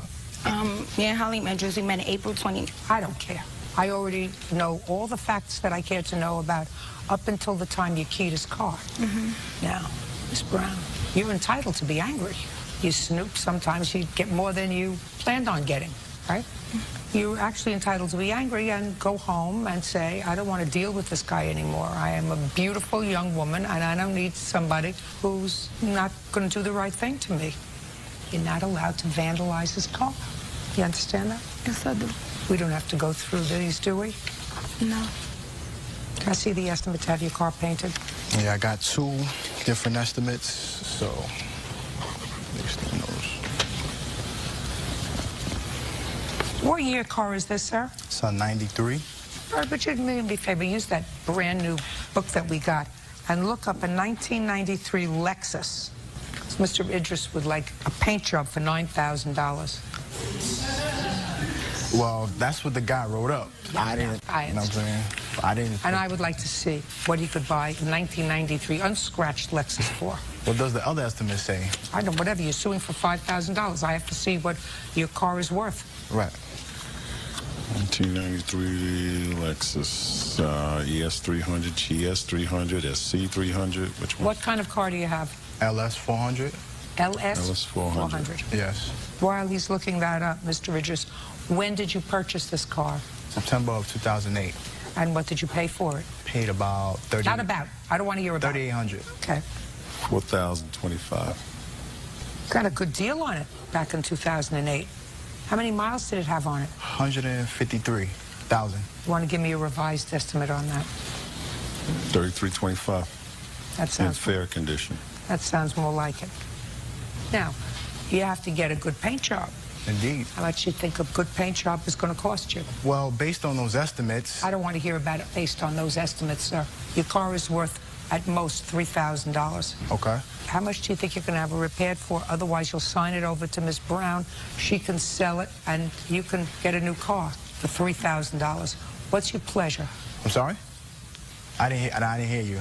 It was a little too fast. Judge Judy continues in a moment. Is he worth it? No, he's not. So, right? Show him the door.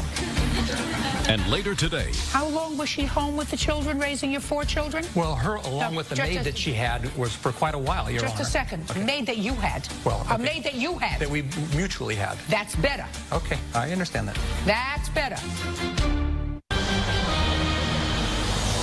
Real cases, real people. Judge Judy. Halim Idris says ex-girlfriend Chelsea Brown keyed his car in a jealous rage. How much do you think you're going to have the car painted for? About what you quoted, $33,000, $3,200, full paint job, and the bumper, because the bumper was damaged too. So paint job. About $3,000. You better get it done for $1,000, because that's all you're going to get. Wow. On a $3,000 car. Nobody should invest more than a third of the car to get it painted. So I guarantee you can find somebody in New York to get it painted for you for $1,000, right? I'll try. I think you should try. Have you had the car painted? No. You driving around with it the way it is? Still like that. Judgment for the plaintiff in the amount of $1,000. Not supposed to let your temper get the best of you. Is he worth it? No, he's not. So? Right? You're right. Show him the door. That's all. Judgment for the plaintiff. Please excuse, you may step out. I was looking for numbers, pictures, anything I could find. Listen, man, it was a picture of one girl. Naked girls. She wasn't naked. He kept telling me that they old pictures. So she's making up stories. He had different stories. That's all she's doing. Because I wanted him to feel how I was feeling the night before. Hey, that's just how she is. Hurt. I didn't tell her to go on a jealous rage. Never mess with me no more. That's just what Chelsea do. And now the next case. All parties in the matter of Awad versus Awad, step forward, please. Dennis Awad is suing his ex-wife, Sandra Awad, for her share of their daughter's college tuition. Mr. Awad, you and the defendants have children and are divorced. It is your claim that your former wife owes you some money for tuition and expenses for one of your children for school. You claim that there was an agreement with her that she would pay half of those expenses. When were you divorced? 2008. It's July 2007, Your Honor. Can I see a copy of the decree, please? You have a copy of the decree, Mr. Awad? No, not with me. Mr. Awad, were you represented by counsel? Yes. Did you have counsel? Yes, I did, Your Honor. Am I correct that the judgment of divorce does not mention anything with regard to college payments? Yes, that's correct. Okay, sir. I'm ready to listen to you. Okay, basically, we had an agreement, Sandra and I, to be able to pay for our adult children. We have 4 children, 3 of them were going to college, and that we would pay for their tuition and expenses, housing, everything to support them. What do you mean that they're adult children? They were children over 18. Yeah. So, I mean, they were, you know, what I would consider adult children. No, they're not adult children, sir. They're not for the purpose of college tuition. And that should have been in your decree. Well, I mean, they're older children. I mean, I don't know. The child for whom you are seeking reimbursement is how old? Today, she's 22. And for what year are you requesting reimbursement of her tuition? Your Honor, for this last year. What? For this last year. What is she still doing in school at age 23? She is trying to get her master's degree in 5 years, and she just actually had been able to achieve that this last month. So she's finished, almost finished with her degree. Tell me when you made this arrangement with your former wife about paying tuition. This arrangement was made over a period of time. No. Listen, Mr. Awad, when did you make this arrangement with your wife, this contract, not arrangement, contract with your wife to pay for your half of your children's tuition? It was made when she started to go to school, which would have been, I guess, probably 2006. But we continued at each time. We would have to renew the tuition. We would have to go ahead and get sometimes loans to be able to provide for her schooling. That's a voluntary payment, sir. Let me read to you what your decree says. This judgment is intended to be final, complete, and exclusive of the intent of the parties over the matter it covers. It supersedes any previous, contemporaneous, oral or written judgment between the parties with respect to these matters. So anything that happened prior to the date that this was filed, which is July 26, 2007, is superseded by this. Now, this could have contemplated what you say, that the parties agree, despite the fact that you may have a child who's 35 years old and still wants to go to school. You think if your daughter was 35 and still wanted to go to school to get a PhD, that your former wife would be responsible for half? Not necessarily, but in this circumstance, Your Honor, she did agree after the divorce to continue to pay for half of the expenses of her child. Tell me when, sir. Judge Judy continues in a moment. Here's a situation where I paid my ex-wife over $3 million, so she has plenty of money to be able to support and take care of her children, and it doesn't seem right. No, that's not true, sir. Real cases, real people. Judge Judy. Dennis Awad claims ex-wife Sandra Awad owes for half of their daughter's college tuition. Sandra says she doesn't have the money. Now, other than just paying, tell me when she said, I will continue to pay half of her expenses for as long as she goes to school. I can't give you an exact date, Your Honor, because it happened multiple times over many years. I can't help you, sir. I can't help you, sir. There are certain things as being parental and saying, listen, I'm sharing these expenses by sending you a check. That doesn't create a contract. That contemplates a voluntary act on her part. Just as if you say, I'm not paying for this tuition anymore, she can't take you to court and say, listen, he paid for it up until 2008, and then he just stopped. And now she's 23 years old, and she has a year left to go to school. And I shouldn't be responsible for paying all of that. Well, actually, nobody's responsible for paying for all of that. Well, Your Honor, when we started out, at the time our children were in school, certainly we didn't know we were going to be getting divorced. And if all of a sudden, you know, a child is in school and they need support because they're not independent at that point in time, it is the responsibility of a mother and a father, if they can, to try to assist their children. Absolutely correct. Just a second, Mr. Rayward. You are absolutely correct. In my judgment, that after a child reaches the age of majority, which is 21 years old, in most places, especially for the purposes of matrimonial actions and college, that it would be lovely if you have a talented child who wants to go pursue higher education, and if you can afford it, to say, I'm the mother, I'm the father, we're both going to contribute to that child's education. I agree with you. That's a moral responsibility if you can afford it. Right. It's not a legal responsibility, unless there is a contract that makes it a legal responsibility. Unless she says to you, if you pay the tuition for a daughter, I will reimburse you half of that. And that didn't happen in this case. I don't believe that that's what happened. That's not even what you say happened. Your Honor, you know, I'm not an attorney, but I do know that over a long period of time that what we had is multiple emails, many times when both Sandra and I would agreeing to pay 50-50 share for not only their tuition, but for their expenses, their housing, all different types of things. And the children knew this, and they depended upon that. And they knew that their parents were trying to take care of them. And it would only seem... That's a moral responsibility, sir. And it's a responsibility, if you can continue to do that for an adult child who's over 21, in this case your daughter's 23, then you're absolutely right. If you can do it, fine. But it's not a matter that can be resolved in a court. You don't have a contract with her. If your daughter wants to continue to attend school and you can afford it, and your former wife feels as if she can't afford to pay for her continued education anymore, let your daughter take out loans and pay them back when she graduates, like a lot of other people do. Yes, I understand that, Your Honor, but here's a situation where I paid my ex-wife over $3 million, so she has plenty of money to be able to support and take care of her children, and it doesn't seem right. No, that's not true, sir. Judge Judy continues in a moment. Want justice?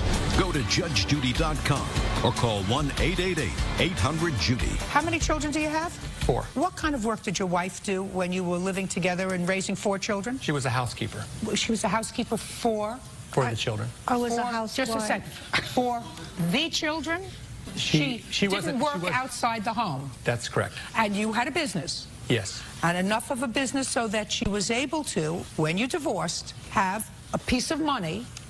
How long was she home with the children, raising your 4 children? Well, her, along with the maid that she had, was for quite a while, Your Honor. Just a second. Okay. Maid that you had. Well, okay. A maid that you had. That we mutually had. That's better. Okay, I understand that. That's better. Okay, I don't disagree with that. That's better. Let's say your wife got $3 million in the divorce decree. Did she get that in a lump sum? Yes. And you took that as a deduction on your tax returns as the following year? No, I don't think so. Really? Didn't have any tax benefit, and she got $3 million clean without paying any taxes on it? I don't know exactly how the tax consequences were, but... Let's say that's what she has. And all the time she was at home, she was honing no skills and not involved in a business. Let's say she invests that money, and she's fortunate enough to invest that $3 million at 4% interest, right? Right. She'd make $120,000 a year. Absolutely right. How much did you file taxes for that you earned last year? You filed taxes last year. You have a business? Yes, I do. Are you remarried? No. You filed tax returns in April? Yes. How much did you earn? About $100,000. What does that mean, about 100? I know exactly up to the quarter. Ask CBS how much I earn. To the quarter, I know. What do you mean you earn about $100,000? Your Honor, I don't know exactly how much it is. You don't have the case, Mr. Rayward.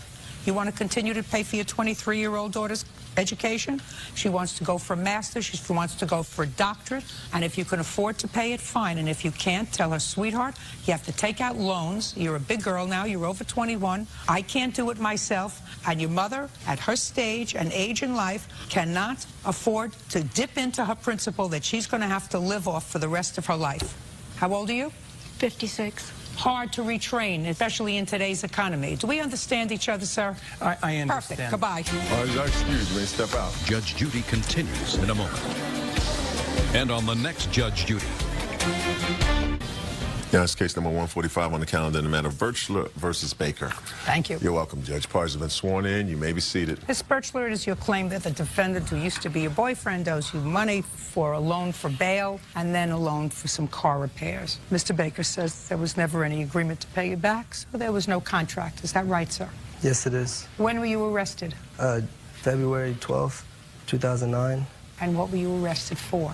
Driving on suspended. And I got picked up because she was on her way to work. And just a second. You were arrested for driving with a suspended... But I had a warrant. You had a warrant? Yeah. For what? For driving on suspended. And we were on our way to... We're going to do this my way, sir. I know that it might confuse you, but I like to do things in a linear fashion. You were arrested on February 12th, 2009. 9 or 2010? Probably 10. 10. And the warrant that you were arrested on was because you had been driving without a license. That's correct. And you were supposed to appear in court? Yeah, and I missed my date. Why did you miss your date? I didn't know which day it was, and I didn't make it to it. You don't know what year it is? Yeah. So it's not surprising to me you didn't know what day it was. How long were you in jail when they arrested you on February 12th? 4.5 days. For not having a driver's license? Well, I had other warrants, too. Right. Mr. Baker, we got enough aggravation in this country. We don't feed people 3 squares a day because they were driving on a suspended license. What were your other warrants for, sir? I had 2 driving on suspended, no insurance, and seatbelt, and then tail light, and that's it. From how many different traffic stops? 3. And you forgot all 3 dates, Mr. Baker, that you were supposed to be in court? Yeah. You must be a very, very busy man, running a very busy company. Work a lot. Doing what? Well, now I'm going to do construction, but back then I was standing on the side of the road waving to people, Liberty Tax, and dancing. You were standing on the side of the road waving at people for what? For Liberty Tax. It's an income tax place. You get your taxes done there. That was just a part-time job. And what were you doing with the rest of your time? I was doing construction now, but back then, that's all I was doing. Who were you living with? My parents. So you weren't doing much of anything. So there was no reason why you didn't go to court for these tickets. I just missed my dates. Stupid mistake. And Miss Birch put up $500 towards your bail, right? She felt sorry for me. Well... Because it was her fault I went to jail. It was? Shh. Why don't you try to explain to me the best way you can why it's her fault that you went to jail? I would have never went to jail if we would have never gotten that little argument, and she smacked me in my face. And then when she smacked me, I threw my hands up, and Mountain Dew went all over, and we were yelling at each other, and then I got out the car and tried to calm the situation down. And tried to what? Calm the situation down, make it better. So you got out of the car after this argument. Yeah. And? I started jogging to work because we were like a mile away from my work. She was supposed to drop me off. So you were running away from the car? Yeah, well, I was going to my job. So you were running away from the car, and what happened? Security guard saw the whole scene and picked me up. Police picked you up? Yeah. So that's why it was her fault you got arrested and the warrants dropped on you? I would never got arrested. We would never got in that fight. She would just drop me off my work. The whole situation would be prevented. So it's her fault? Pretty much, yeah. Whose fault is it that you skipped your court dates? That's my fault, but... Whose fault is it that you got the tickets? My fault, but... Whose fault is it that you didn't have a seatbelt on? Mine. Whose fault is it that you were driving twice with a suspended license? That'd be mine, too. Well, why does somebody else have to pay for what you did wrong? Because I wouldn't have got picked up. Where do you live? Independence. Independence, Missouri. Missouri? You think that the police in Independence are that stupid that they'd never pick you up on a warrant? They'd have to find me first. What's the motto of Missouri? Live free or die? Show me. Show me. Show me state. Show me state. The show me state. I knew it was something that I would like. Okay, she put up the bail for you? Yeah. And how did she know where you were? When I was in jail, I called my dad, and she was over at my house. He texted her to tell her that I wanted to talk to her, and she came over to my house. She came over to your house, and when you called, what did you say to her? I said hi, and she said hello, And then I asked her. Then I asked her if she would help me out, and she was like, Would help blah, you blah. out how? Well, I was stuck in jail and I needed $1,400, and she just got her income tax. So she was like, well, we got talking. She said she was sorry for smacking me, which that's how I figured I got in there. That's the whole time I was thinking that. Mr. Baker, you got put in jail because you were irresponsible and you had been breaking the law and you had been thumbing your nose at the court system by not showing up for your court dates. That's why you were in jail. That's not true.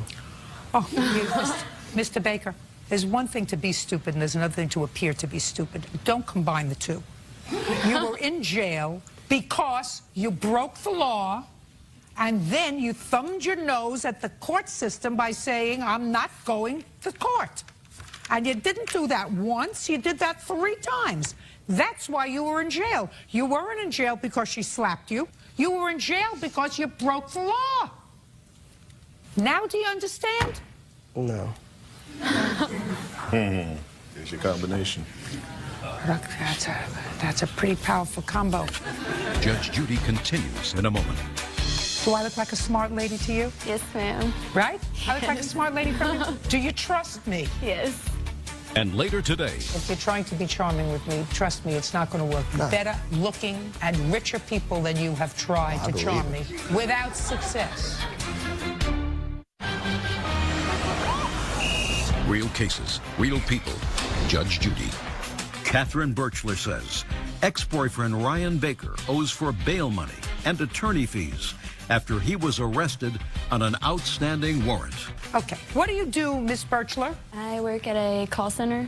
You work full-time? Yes, ma'am. For how long have you been working full-time? Since February 15th. And how old are you? 20. Did you work prior to that? Yes, I worked at Macy's. Worked there for a while?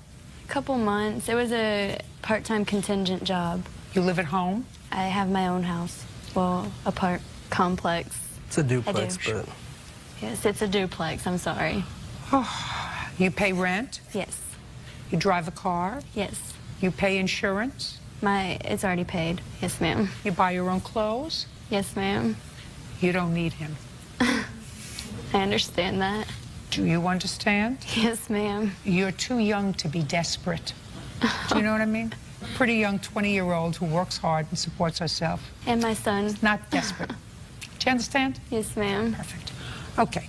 Other than the $500 for bail, what does he owe you for, Miss Birchler? About a week after I got my tax returns, he asked me if I would help him fix his car, and he said he needed to pay lawyers. That's what I was understanding the money was for. So I told him he could borrow $300 as long as he promised to pay it back. That's a lie. She didn't let me borrow it. I don't want to hear you unless I'm looking at you and asking you a question. This was on March 1st, and I said, as long as you pay me back $700 by... Where was he supposed to get $700 from? He was working, and he told me he'd give me his whole entire checks, that he wouldn't keep any of the money. So I was under the impression he might actually pay me back. So I gave him the $300 to help fix his car. How much did he pay you back? All in all, he paid about $100 back. What do you mean about $100? What does that Well, I mean, he would help me around my house. I didn't pay her nothing. Okay. Didn't pay her anything? No. And I didn't have a job when she gave me that $300. I was in jail and I lost my job. So what did you need $300 more for from to get Ms. my Birchler? fuel pump and a key ignition made? Because my ex-girlfriend, of course, I got a new girl after I got out of jail, and she was texting her about getting my car fixed. She lost my key. I don't care. There must be lots of desperation there in Missouri. Stay away from him. Yes, ma'am. Do you understand? Yes, ma'am. Stay away from him. Don't make any children with him. Don't get involved with him. Do I look like a smart lady to you? Yes, ma'am. Right? I look like a smart lady from you? Do you trust me? Yes. You escaped. Judging for the plaintiff in the amount of $800. That's all. Thank you. Parties are excused. You may step out. Well, I'm quite pleased. I didn't like it at all. He had his new girlfriend, text me and let me know that he would not be paying back the money and that I needed to get over myself. She was texting her, and then after I got the car fixed, she called my phone, and then my girlfriend picked it up and was talking to her. She called me after that and told me I was a few choice words and that he would not be paying me back. She didn't ask for any of the money until after I got a new girl. Not date guys like him. Don't talk to crazy girls like that. And now the next case. All parties in the matter of Van Buskirk versus Shook. Step forward. Wendy Van Buskirk is suing her former friend, 23-year-old Jonathan Shook, for unpaid rent, bail money, and a loan to buy an engagement ring. Miss Van Buskirk, the defendant, according to you, was a young man that you took into your house. He was a friend of your son's. He had no place to go. You opened up your home. You took him in, and according to you, he owes you some money. Yes, ma'am. Claim he owes you some money for rent. This is not a major deal. But that you loaned him some money to buy an engagement ring. Yes, ma'am. And you want that money back. Yes. In addition, you bailed him out of jail in the amount of $200. What were you arrested for? Having kitchen knives, basically. Deadly concealed weapon. A concealed weapon? A couple of them, yes. Where do you live? Waldorf, Maryland right now. Where had you been living with the plaintiff? It's Brandywine, Maryland. In Maryland? Yes, ma'am. Okay. When did you move in with her?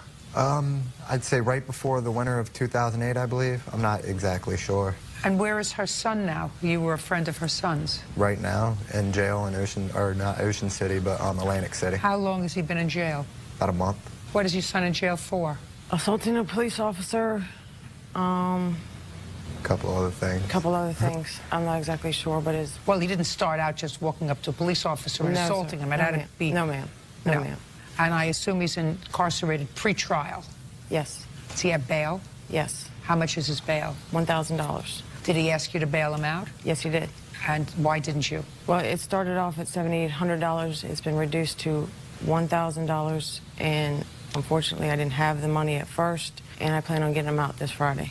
What was your rental arrangement with the plaintiff? Well, when I moved in at first, nothing. I didn't have a job. I had nothing, but it... How old are you? I'm 23 right now. How do you make a living? How do you support yourself? I detail cars right now, and I actually just got a job doing telecommunications. And what kind of work was her son doing?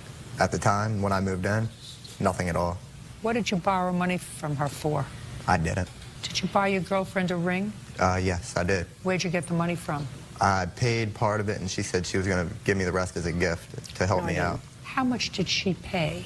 I'm not exactly sure the exact numbers, but I paid for about half. The ring was $629.99, and the warranty for the ring was $74.99. What kind of warranty do you get on a ring? The warranty is for, you have to take in every 6 months for cleaning, replacing the diamond if it gets lost. That's some... I won't say that. I'll hear from all the jewelers if I say that that warranty is a ripoff. Oh, it is. So I don't want to hear from any jewelers out there. Don't write to me. Don't say bad things. I don't understand a $75 warranty on a ring. Judge Judy continues in a moment. What were you doing obstructing traffic? Trying to get my dog out the road at first, and then I dropped knives in the road, so I was going back to pick up knives, and then when the cops pulled up, I threw them on the road, and they still arrested me for them. I'm staying in Greenwich.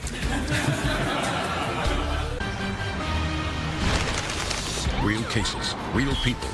Judge Judy. Wendy Van Buskirk says former friend Jonathan Shook owes for rent, bail money, and a loan for an engagement ring. Okay. Did he put anything towards the ring? 3 payments of $45, Your Honor. That's not true. I gave her like $300 up front. No, he did And then not. I made the payments of $45, and she said No, the he rest did was not. a gift. If you don't have money, you don't buy a ring. Well, I understand that. Well, you shouldn't have bought it. I had the money that she wanted. You didn't have the money. And then she said the rest was a gift. You didn't have the money. Not on me. If you have $300 and you want to buy a ring, find a ring for $300. That's why If you had $400... Find a ring for $400. I don't think you're cute, as a matter of fact. I understand. Just want you to understand that. If you're trying to be charming with me, but trust me, it's not going to work. No. Better looking and richer people than you have tried to charm me. I believe it. I believe it. Without success. Oh, I believe it. That didn't require a response. Okay. Try taking the hair out of your eyes. You'll see the world better. All right. Ma'am. Don't speak. Sorry. Now, when you were arrested, you had a phone call to make. Yeah. Who'd you call? Called a couple people just to let them know I was locked up, and then next thing I know, I was out of jail. You never called the plaintiff? Never talked to her. How did you find out he was in jail? Through my daughter-in-law, Nicole. Through your daughter-in-law? Yes. This child is married to your son who's incarcerated? No. No. To another son? Yes. Okay.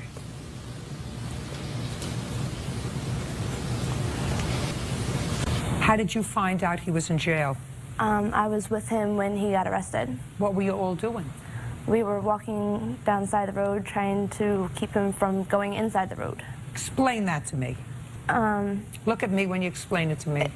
He was just upset, and... He was upset about what? I don't exactly remember about what. Something that was stressing him out, and he was just walking in and out of one of the main roads, so we were just walking next to him, making sure he didn't get hurt.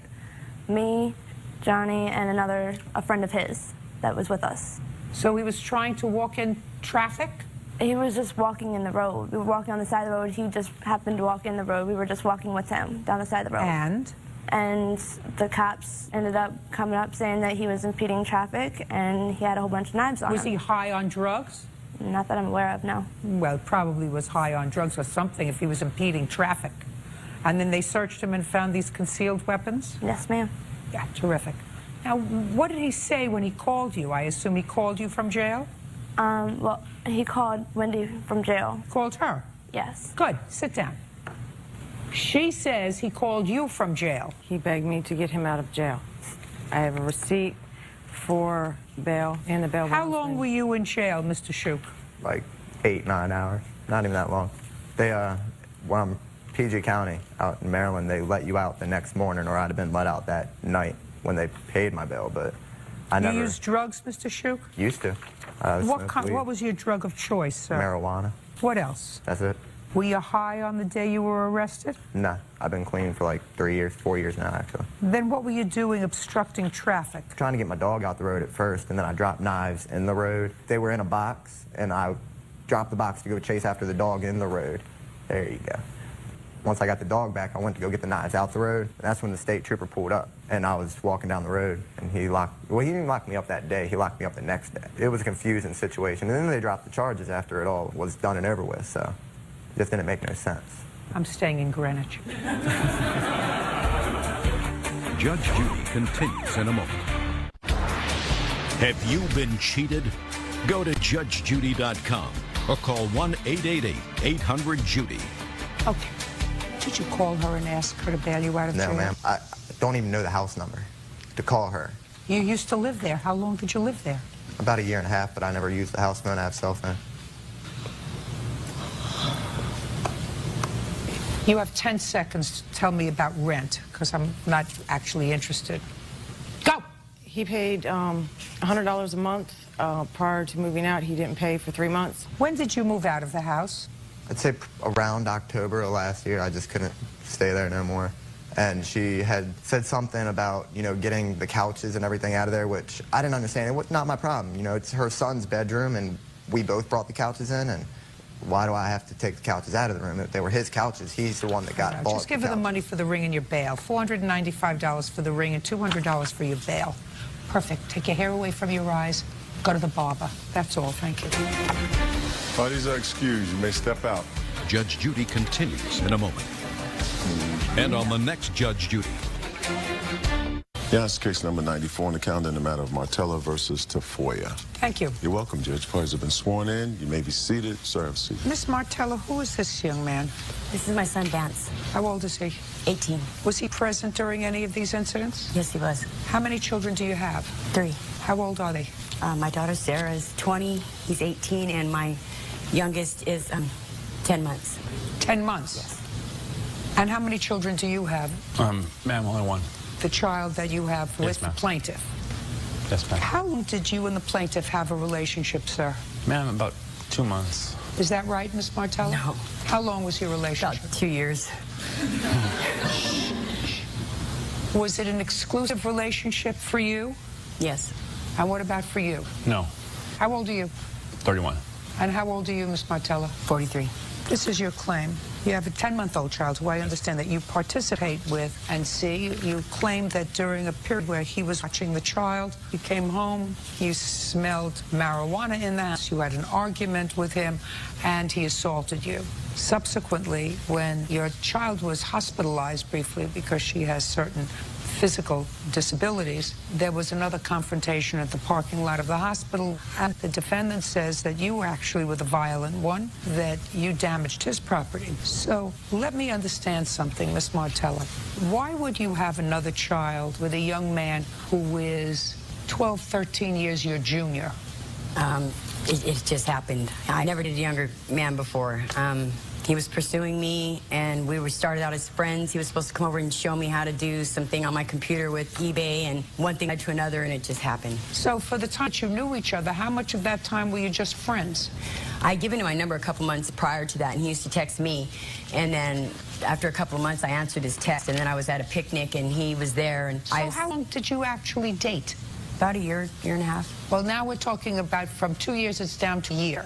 He says it was a couple of months. All right, tell me about this first incident. When was it? It was on February 2nd. I had come home from work, and when I came in the house, it smelled like marijuana. And I did get upset. We got in an argument. My son was in the living room. I saw that he was getting a little more upset, so I went into my room, and he came to my door and asked me to open the door, and I told him no. And I said, you need to leave. Just go be with Sarah, because I knew he was seeing this girl, Sarah. And I said, just go with Sarah. Leave me alone. I said, I'm upset. So then he goes, I'm going to kick your door in. And then that's when I heard my son come up behind him, and he said, you kick that door, I'm going to kick you. And I heard him say, okay. And I thought he had left, so I was listening at the door, and I didn't hear him, so I opened the door, and then he had come back in, and he came in where? Back into the house. And then we continued to fight, and he pushed me on the bed, and then he hit me in the ribs, and he saw my phone, and he thought I had some spy thing, my phone spying on his phone calls, because I knew about the girl Sarah, and he picked up my phone and he broke it. And where was your son all this time? He was in the living room at first, but then I heard him behind him saying, you kick the door, I'm going to kick you. Well, I heard that already. My question was, where was he when all this was going on? He was in oh, yeah? Stand. Your name? Vance Leia. Vance. Go. February 2nd. I was there, and Donnie had went over to my mom's bedroom. They were having a fight, and he kicked the door. Before they had a fight, who was taking care of the baby? My mother was. No, she wasn't home. She was working. Oh, sorry. Donnie was. Yes. Donnie was. And what were you doing? I was just on the couch reading my book. And he had been taking care of the baby for how long? Since my mom left for work in the morning. Did he take good care of the baby? No. Did you call your mother and tell her that he wasn't taking good care of the baby? I had texted her.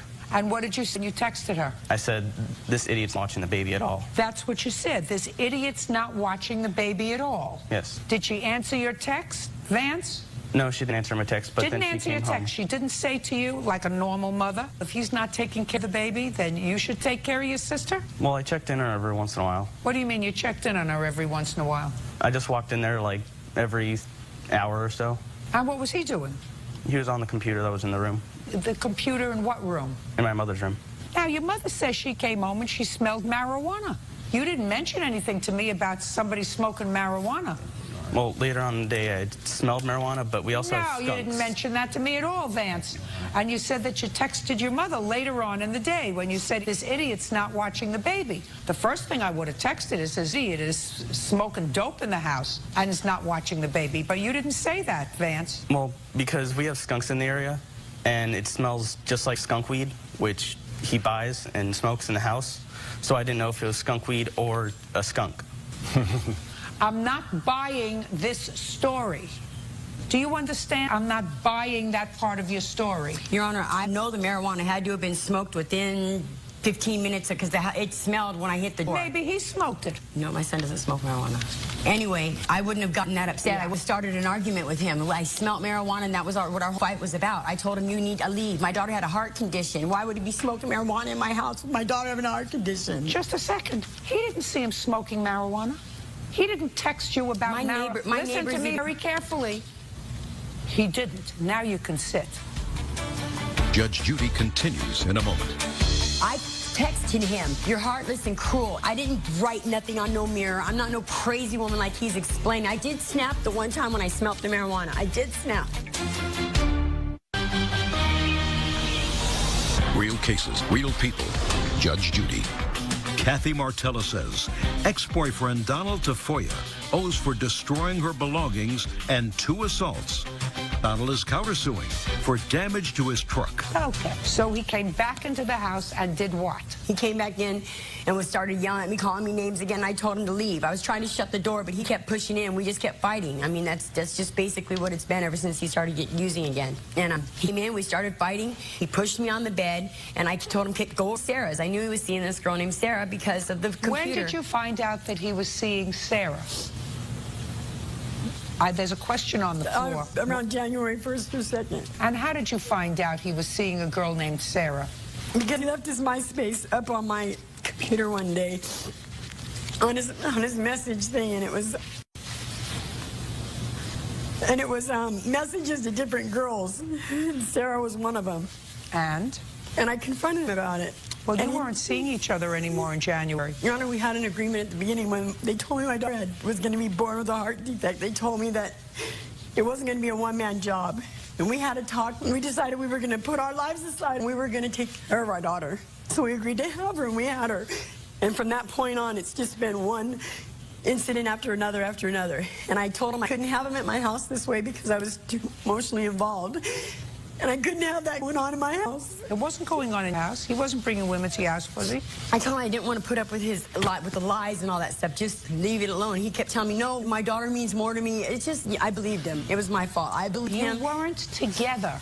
We were together. He's the one who's saying we weren't together. We were together when it was convenient for him. He's 30 years old. You're 43. You have 2 grown children. He has nobody. He may be a fool. He may be an idiot. He may be a drug addict. You are a grown woman with grown children who should know better. You know, and then you want him to put life on hold to take care of a sick baby. Well, our personal lives, not our... I'm talking about your personal lives. We wanted to go... We're both in college. We both wanted to get through the semester, get through the surgery until she recovered, and then help take care of her, because she couldn't leave the house, Your Honor. There had to be 24-hour care there. What else? The incident on March 10th is when my daughter had surgery, and I hadn't seen him the whole month before, and he showed up at the hospital under the influence. Who told you that she was having surgery? I knew about the date beforehand of the surgery was going to be. She tried to withhold it from me, actually, because she didn't want me to be there. I love my daughter, and it's really hard. Just a second. So you showed up at the hospital. What time did you get there? Early in the morning. I was going to actually go on the drive truck over there. I have a big truck. But she offered to actually pick me up and take me over there. And she picked me up at my grandma's early in the morning, so I don't know how she's saying that I was under the influence of the hospital. Just a second. She picked you up at your grandmother's? Yes. So you went to the hospital together? Yes, we did.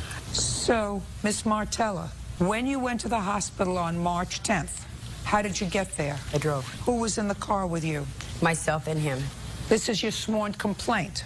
Our daughter had heart surgery on March 10th, and Donald was nowhere to be found. He eventually showed up at the hospital, but he was drunk. He showed up. No. You picked him up. You didn't say that. You picked him up in the morning. We were at his grandmother's house. I'm talking to you about what you wrote in your complaint. What you wrote in your complaint was he showed up at the hospital later, drunk. That's not true. You picked him up with your daughter and went to the hospital together. He had left the hospital. He left the hospital on the Metrolink, came back under the influence. He had been using the whole time. I told him he could not be at the hospital loaded, and he had to go back to his grandmother's and get clean before he was going to be there. He went to his grandmother's supposedly, but he wasn't. He was out all night getting loaded. On what date did you have this conversation? Like 4 or 5 days. Hey. Like 4 or 5 days before the surgery. His grandmother called me and asked me to bring the daughter. Listen to me. Your story, when I read your complaint, didn't make sense to me. I apologize, Your Honor. Well, it didn't make sense to me. You tell me one lie, and I don't believe the rest. I didn't tell you a lie. You did. He left the hospital. Listen to me. You didn't say he came with you, and then he left, and he came back drunk. What you said was he eventually showed up, but he showed up drunk. He was nowhere to be found. Finish your story. Okay, so we went to the hospital, and it was time for her to get released. It was March 17th, actually, because she was in there for a week. They told me what I needed to do, that she was ready to be discharged. I had to go get her prescriptions, and I had to go get the stroller. I asked him to go get the prescription while I went to get the stroller, and he said, don't do it yourself. So I was walking down to my car to get the stroller. He's walking down behind me, calling me names. We're arguing like his MO because he wants to go take off. He didn't want to go back and take care of her. So I said, just please leave me alone. Let me just get her stuff. So I started getting her stuff. He starts pulling stuff out of the back seat, acting crazy because he was loaded. And then he started throwing my stuff across the parking lot. He kicked my purse. I went to go get my purse. He grabbed me by my ponytail and pulled me down to the ground. And that's when I started calling for security. That's not what you say in your complaint. What you say in your complaint was this whole incident happened on March 10th, not March 17th. You say that this happened when he came to the hospital on the date of your daughter's surgery and he was drunk. Now you tell me it had nothing to do with March 10th. Well, that was March 7th. No, that was March 17th, a different date. Go ahead, sir. Let me hear February 2nd. To tell you the truth, ma'am, Vance wasn't even there. And if what he's saying is true... What kind of drug problem do you have? You know, I haven't done drugs for over 2 years. What kind? That's a lie. If you open your mouth again, I'm just going to dismiss your case. Judge Judy continues in a moment. I suggest that if you are not currently under some sort of psychiatric care, you get yourself there. Ex-boyfriend Donald Tafoya purposely damaged her property and assaulted her on 2 separate occasions. What kind of drugs had you used? I had a marijuana problem, and I had a serious drinking problem, and I went to Alcoholics Anonymous, and I got help and Narcotics Anonymous, and that's where I met Kathy, because Kathy is also a recovering addict. You know, I mean, she had more time, and, you know, I really actually admired her when I met her. I thought she was a really strong woman in recovery. I didn't see her anger and jealous side. And as time went on, actually, you know, I ended up staying over there. February 2nd. Okay, February 2nd, man. I was there. I woke up with the baby in the morning. Kathy always seemed to make it as a package deal. Like, if you're going to mess with any girls at all, you can't see your daughter at all. And I would kind of, you know, I would manipulate it a little bit, I'll be honest with you, because I wanted to see better on my daughter. And it was like, if not exclusive to Kathy and I'm messing with anybody else, I can't see my daughter, and she goes into a rage. Anyways, I actually texted her because she has a cousin who's an active addict right now, and she lives at the house, right? And I actually... She lives at whose house? At the same house. It's actually her brother's house. Does she live at the house with the plaintiff? Yes. And she actually, you know, I smell marijuana. I texted her about that, and she... What did you say in the text? I said, I smell marijuana, and it kind of concerned me because my daughter was there, and I was really, really upset about the marijuana thing. Lying, Your Honor. My cousin doesn't even smoke cigarettes. She doesn't smoke marijuana. He was smoking the marijuana. My son does not smoke marijuana. Listen, you don't know any of that. You weren't home.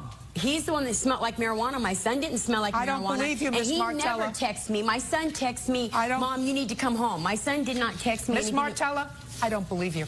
He was getting high the whole time. I didn't know this at the time, Your Honor.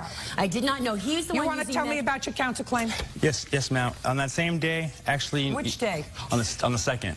Actually, what happened was she ran outside. She's always one of those people like, get out of here, leave. And then when I'm trying to leave, she'll run out and chase the car and say, why are you leaving? You don't want to take care of your daughter. But she'll tell me to leave. This is a situation that has been going on the whole time. Just tell me what happened on the 2nd. Okay, she actually ran out. I have the evidence right here. Is that she ran out and pulled the spark plug wires from under my truck. I have a lifted truck, right? It's very high, right?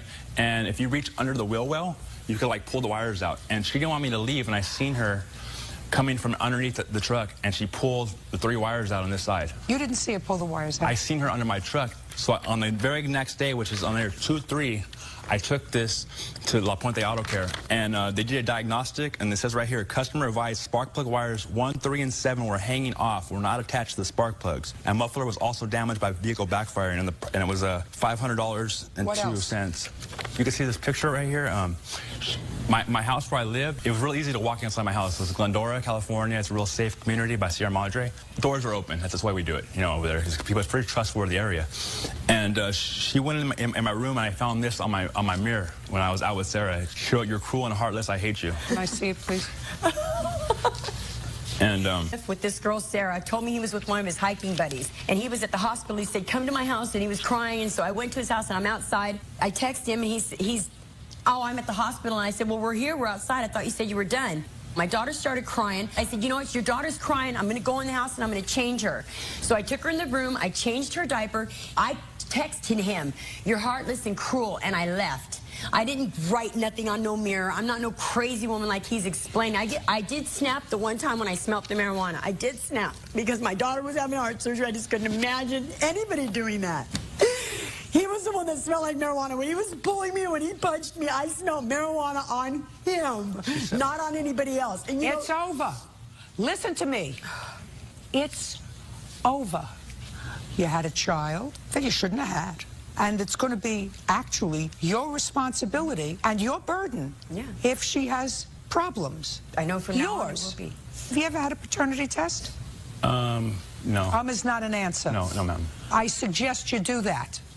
She was a pretty virtuous woman in my eyes, to tell you the truth. I never even questioned it because I don't think she sleeps around.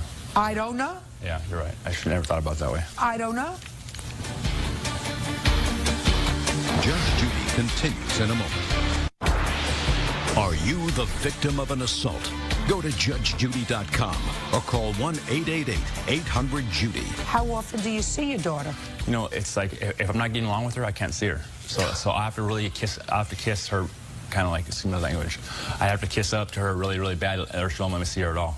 And then she said, That is not true, and Your she Honor. says I'm not taking care of my responsibility You're such a liar. because I'm not there. But she said that if I'm not like really like all like on her, she won't let me see my daughter. Your Honor, I don't want anything to do with this man. We broke up in December. I found out on January 1st I was pregnant. I was common decency to tell him. I never call him. I don't go to his house. He shows up at my house. He shows up at my work and calls me crying, telling me he's gonna commit suicide. He doesn't come visit her. He doesn't want to visit her.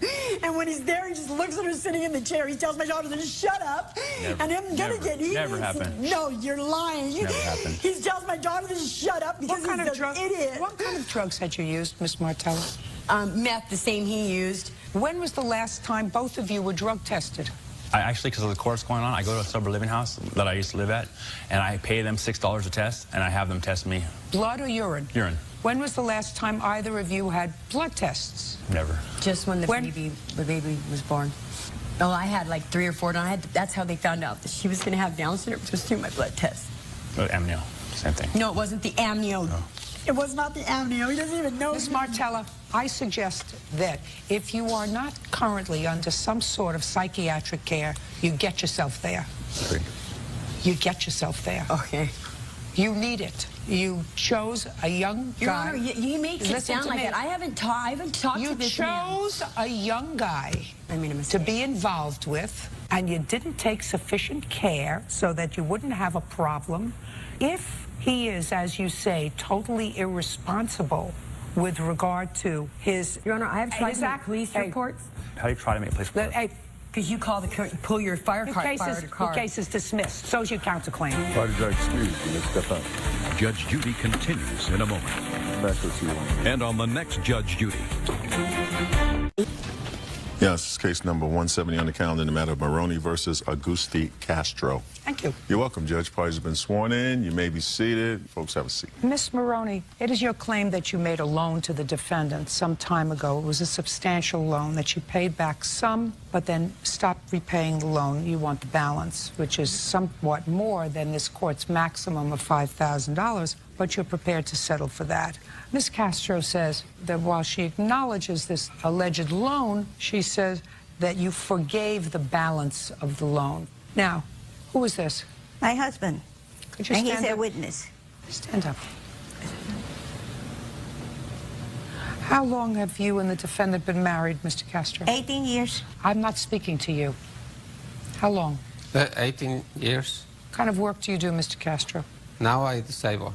What's the nature of your disability? Back problem How long have you had back problems? since 1990. How long have you been on disability? Since 1991. So you have chronic back problems for which you receive disability. How much do you receive? Around 1,300. A month. Yes. What kind of work does your wife do? Real estate and doing readings. And what? Doing readings. Real estate and what, Miss Castro? I own a consignment store. Consignment. Consignment store. What kind? Antiques and... Furniture, clothes, what kind of consignment? Furnitures and paintings and lamps. Oh, I'm going to love this case, Bird, and you're going to love it. Okay. And we're going to get back to this in a minute. Now, Miss Maroney, when did you make this initial loan? April 24th, 2009, Your Honor. Tell me about it. I was in her real estate office, and we had been friends for about 8 years, and she asked me, can I borrow some money from you? For what? She didn't specify. But because she's a friend and was a friend and I trusted her, I agreed to lend her the money. What kind of work do you do? Don't look over there. Look over here. At that time, I was working at my Elena's store. Whose store? My witness, Elena Yorman. What kind of store does she have? It's a mystical store, bookstore. Okay. Now, show me from where you took $10,000. Show me from where you took. It was from my bank account. Show me. Okay. I want to see it. I have a copy of the check that I wrote to her with her endorsed signature, and I have a copy of one of the payments that she made to me. I'm not interested in payment. I'm interested in your bank balance. Okay. I also have the canceled checks and 2 police reports also. You want these police reports? Sure. Cool. I don't know what she's talking about with regard to a police report.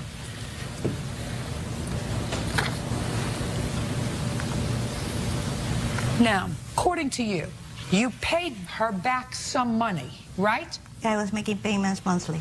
From where? From my money. Check or cash? I gave her checks. Do you have those checks? No, I didn't bring them. Where did you think you were coming today? To the beach? Well, I what? should have thought about it. Now, I read your answer. Really interesting. Yeah.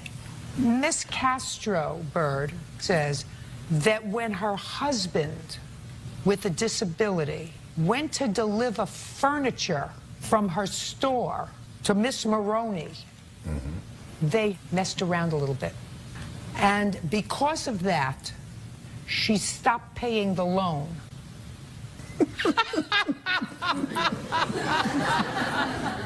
Do you understand, Mr. Castro? No. What I'm suggesting to you, sir, is let's go back a little bit. Okay. You say that something happened when you were delivering furniture to Miss Maroney, right? Yes. Happens all the time when I deliver the furniture. When you delivered furniture? Most of the time. She When says you something delivered all the time. furniture, I want to know how heavy was the furniture you were delivering, sir, and how did you manage that with your bad back? And managed by myself. You managed by yourself. Sit down, No, I Mr. say Castro. don't. This is I like say shooting don't. fish in a barrel. Sit. Thank you. It's a nice business you have going there, Miss Castro. You have a consignment shop, and you have your husband who gets $1,300 a month because he's disabled delivering your furniture. That's great. Well, he wasn't I want you to tell you something. furniture. I feel terrific about that. He wasn't I want- delivering Di- furniture. Hey, yes, he was. No, he wasn't. Yes, he was. No, he Yes, he was.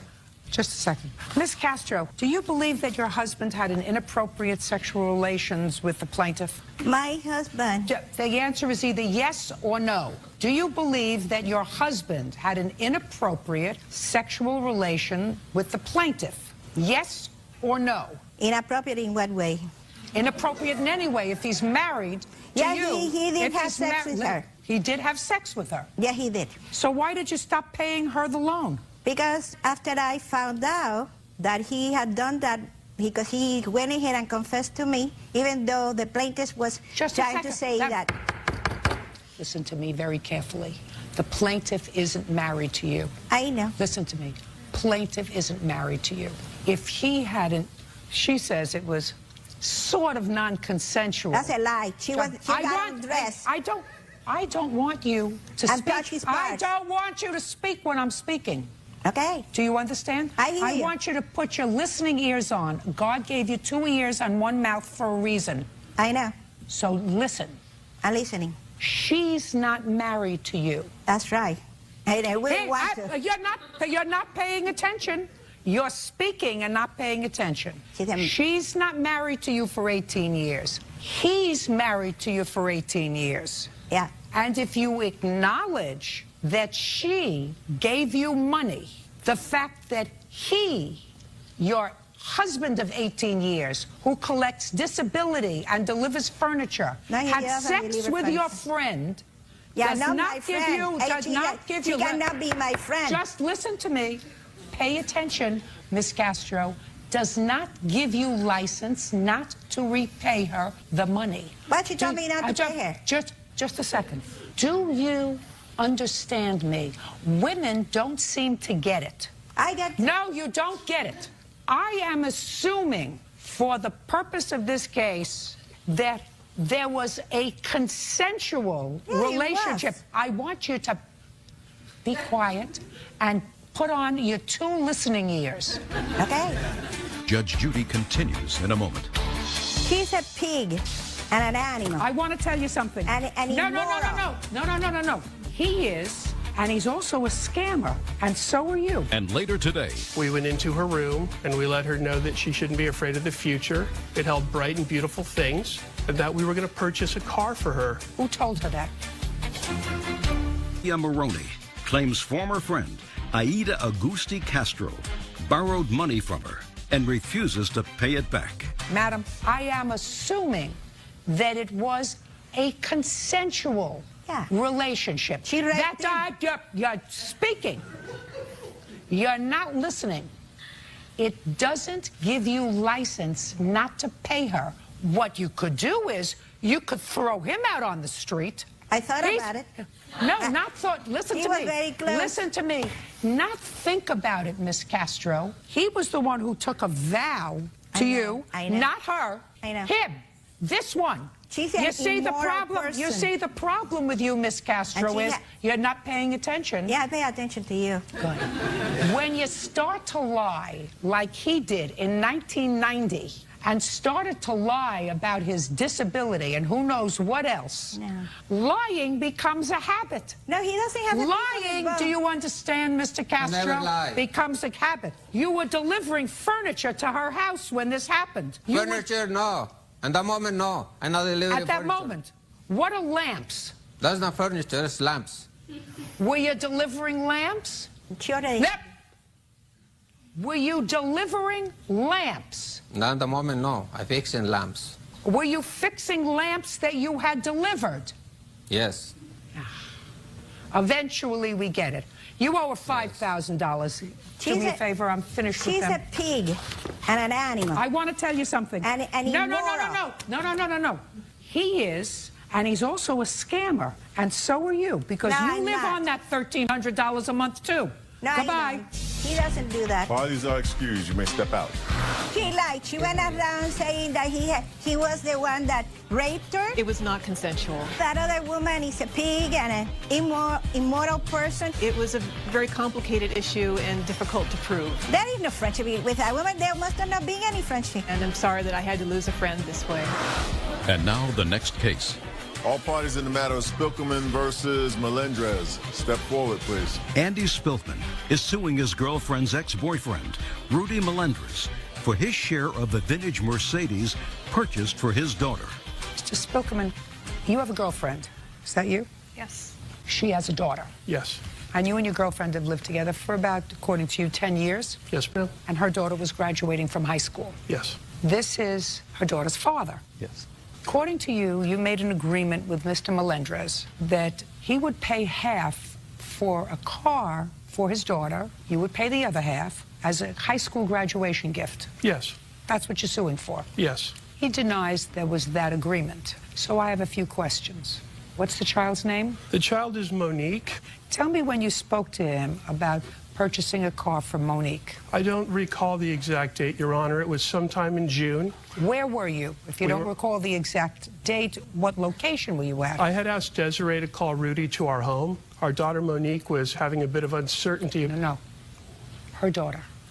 Her daughter Monique was a little bit... His daughter. His daughter. Their daughter was uncertain about her future. We called him over. He and I had a conversation outside of the home about what we were going to say to her. You stepped outside. Yes. What kind of problem did she have as a high school graduate about her future? She was scared about the future. Well, what plans had she made after high school? It was hitting her a little hard. She hadn't really made any plans yet. We knew she was going to go to college. Well, she can't go to college in June of '09 if she's graduating in June of '09. Exactly. And she hadn't applied to college. She had to do a lot to get through high school, and she pulled it off. Okay, fine. So you had a conversation with him outside, and is that when the discussion of the car came up? Yes. Tell me what you said to him and what he said to you. I just recall that we discussed getting her a car, and then we went into her room, and all three of us talked with her, and we let her know that she shouldn't be afraid of the future. It held bright and beautiful things, and that we were going to purchase a car for her, her father and I. Who told her that? We both did. Tell me how that came about. You walked into her room. We walked into her room. She was in her bed. She was feeling a bit down. That's why we had called him over. I understand that. I want to know how those words came out of both your mouths at the same time, that we're going to purchase you a car. I just recalled telling her that you're going to graduate, you're going to turn 18, you're going to go to college, we're going to purchase a car for you, and life is going to be good. And that's what you told her? Yes. Fine. Judge Judy continues in a moment. Your problem is you cut him out of the present process. And if you don't see that, I'm prepared to tell you that you did. I don't You say, believe I hey, did. Okay. pay attention. Real cases, real people. Judge Judy. Andy Spilkman says his girlfriend's ex, Rudy Melendrez, owes for half the cost of a vintage Mercedes purchased for his daughter. Rudy says Andy didn't consult him, so he's not paying. And then what happened? And then a car was purchased. When? In August. August of '09? Yes. Tell me how that came about. Monique decided she would like a vintage Mercedes-Benz. I located one. The three of us went to look at it. Who's three? Monique, Desiree, and I. Go ahead. She liked the car. We went back. Maybe it was a week later. Who did? Monique and Desiree and I. Okay. Now, you went back a week later and? We purchased the car. Now, between the time you looked at it with Monique and the week that you went back to purchase it, did you have a conversation with Mr. Melendrez? I did not. Well, you I'm asking about. You no, I did not. And you went back and you purchased it. The three of you purchased it. Yes, ma'am. And when did you have a conversation with Mr. Melendrez? I don't recall. I have a text message that he sent to Desiree in August after we told him we'd purchased the car. No, I don't want to hear we told him. When did you tell him that you had purchased the car? I never personally told him. He and I never really communicated. All communication with him was through Desiree or Monique. Well, that's impossible, sir, because if you wish to establish a verbal contract, since you don't have a contract with Mr. Melendrez in writing, then you had to have had a conversation with him. Well, the one we had at the home in June, in person and in her room with her. So what you're telling me, sir, is that's the extent of your conversation with him in June of '09. Yes. So let us assume it was your understanding that Mr. Melendrez was going to pay for half of the car. It was. I'm not necessarily finding that that was a contract, but let us assume that was your understanding. Let me tell you what your problem is, Mr. Spiegelman. Your problem is you cut him out of the present process. And if you don't see that, I'm prepared to tell you that you did. I don't You say, believe I did. Okay. Pay attention. You may not like my answer, but you cut him out of the present process. You spoke to his daughter about what kind of car she wanted. You found the car for her to look at. Instead of calling her father and saying, listen, we're going to buy this car together. Let's go take a look at it together as a family because you're going to pay for half. You totally excluded him. You went down, saw the car, and liked it. Well, then you had an opportunity to call him and say to him, you know, we saw a car that we liked. Let's go down and look at it together. Your Honor, yes. Those communications, now I couldn't bring her with because she didn't want to be here. Listen to me, then it didn't happen. Okay. If I don't hear it, it didn't happen. You cut him out of the present process with his daughter, and you shouldn't have done that. You understand that? Or you don't? I understand what you're saying, but there are a lot of other circumstances. There may have been. I have email communication with Mr. Melendrez. Go ahead. Where when I asked him when he was going to pay me for his half of the car, not to mention the text message proof I have where he states he'll make payments for the car. Let me see. Why would he do that? Let me see. If there was never an agreed school too? Well, that's good. Yeah, so he knew a just car was coming. You took the present process away from him, Mr. I don't Spiegelman. believe I did, Your Honor. Well, I don't care what you believe. That's why you're here. Judge Judy continues in a moment. Want justice? Go to judgejudy.com or call 1-888-800-JUDY. Now, you're here for someone older and wiser who's been there, done that, and played that game to tell you that you took him out of the present process. Did I take the financial responsibility away from him for the 10 years he didn't pay child support and I supported his daughter? Listen to me. That's her problem. Yes, it is. That's not your problem. That's not your problem. All I'm listening to is the car. And I'm telling you that from the perspective of a parent, I'm telling you, it's not nice to say, give me half the money and I'm going to bring the package inside.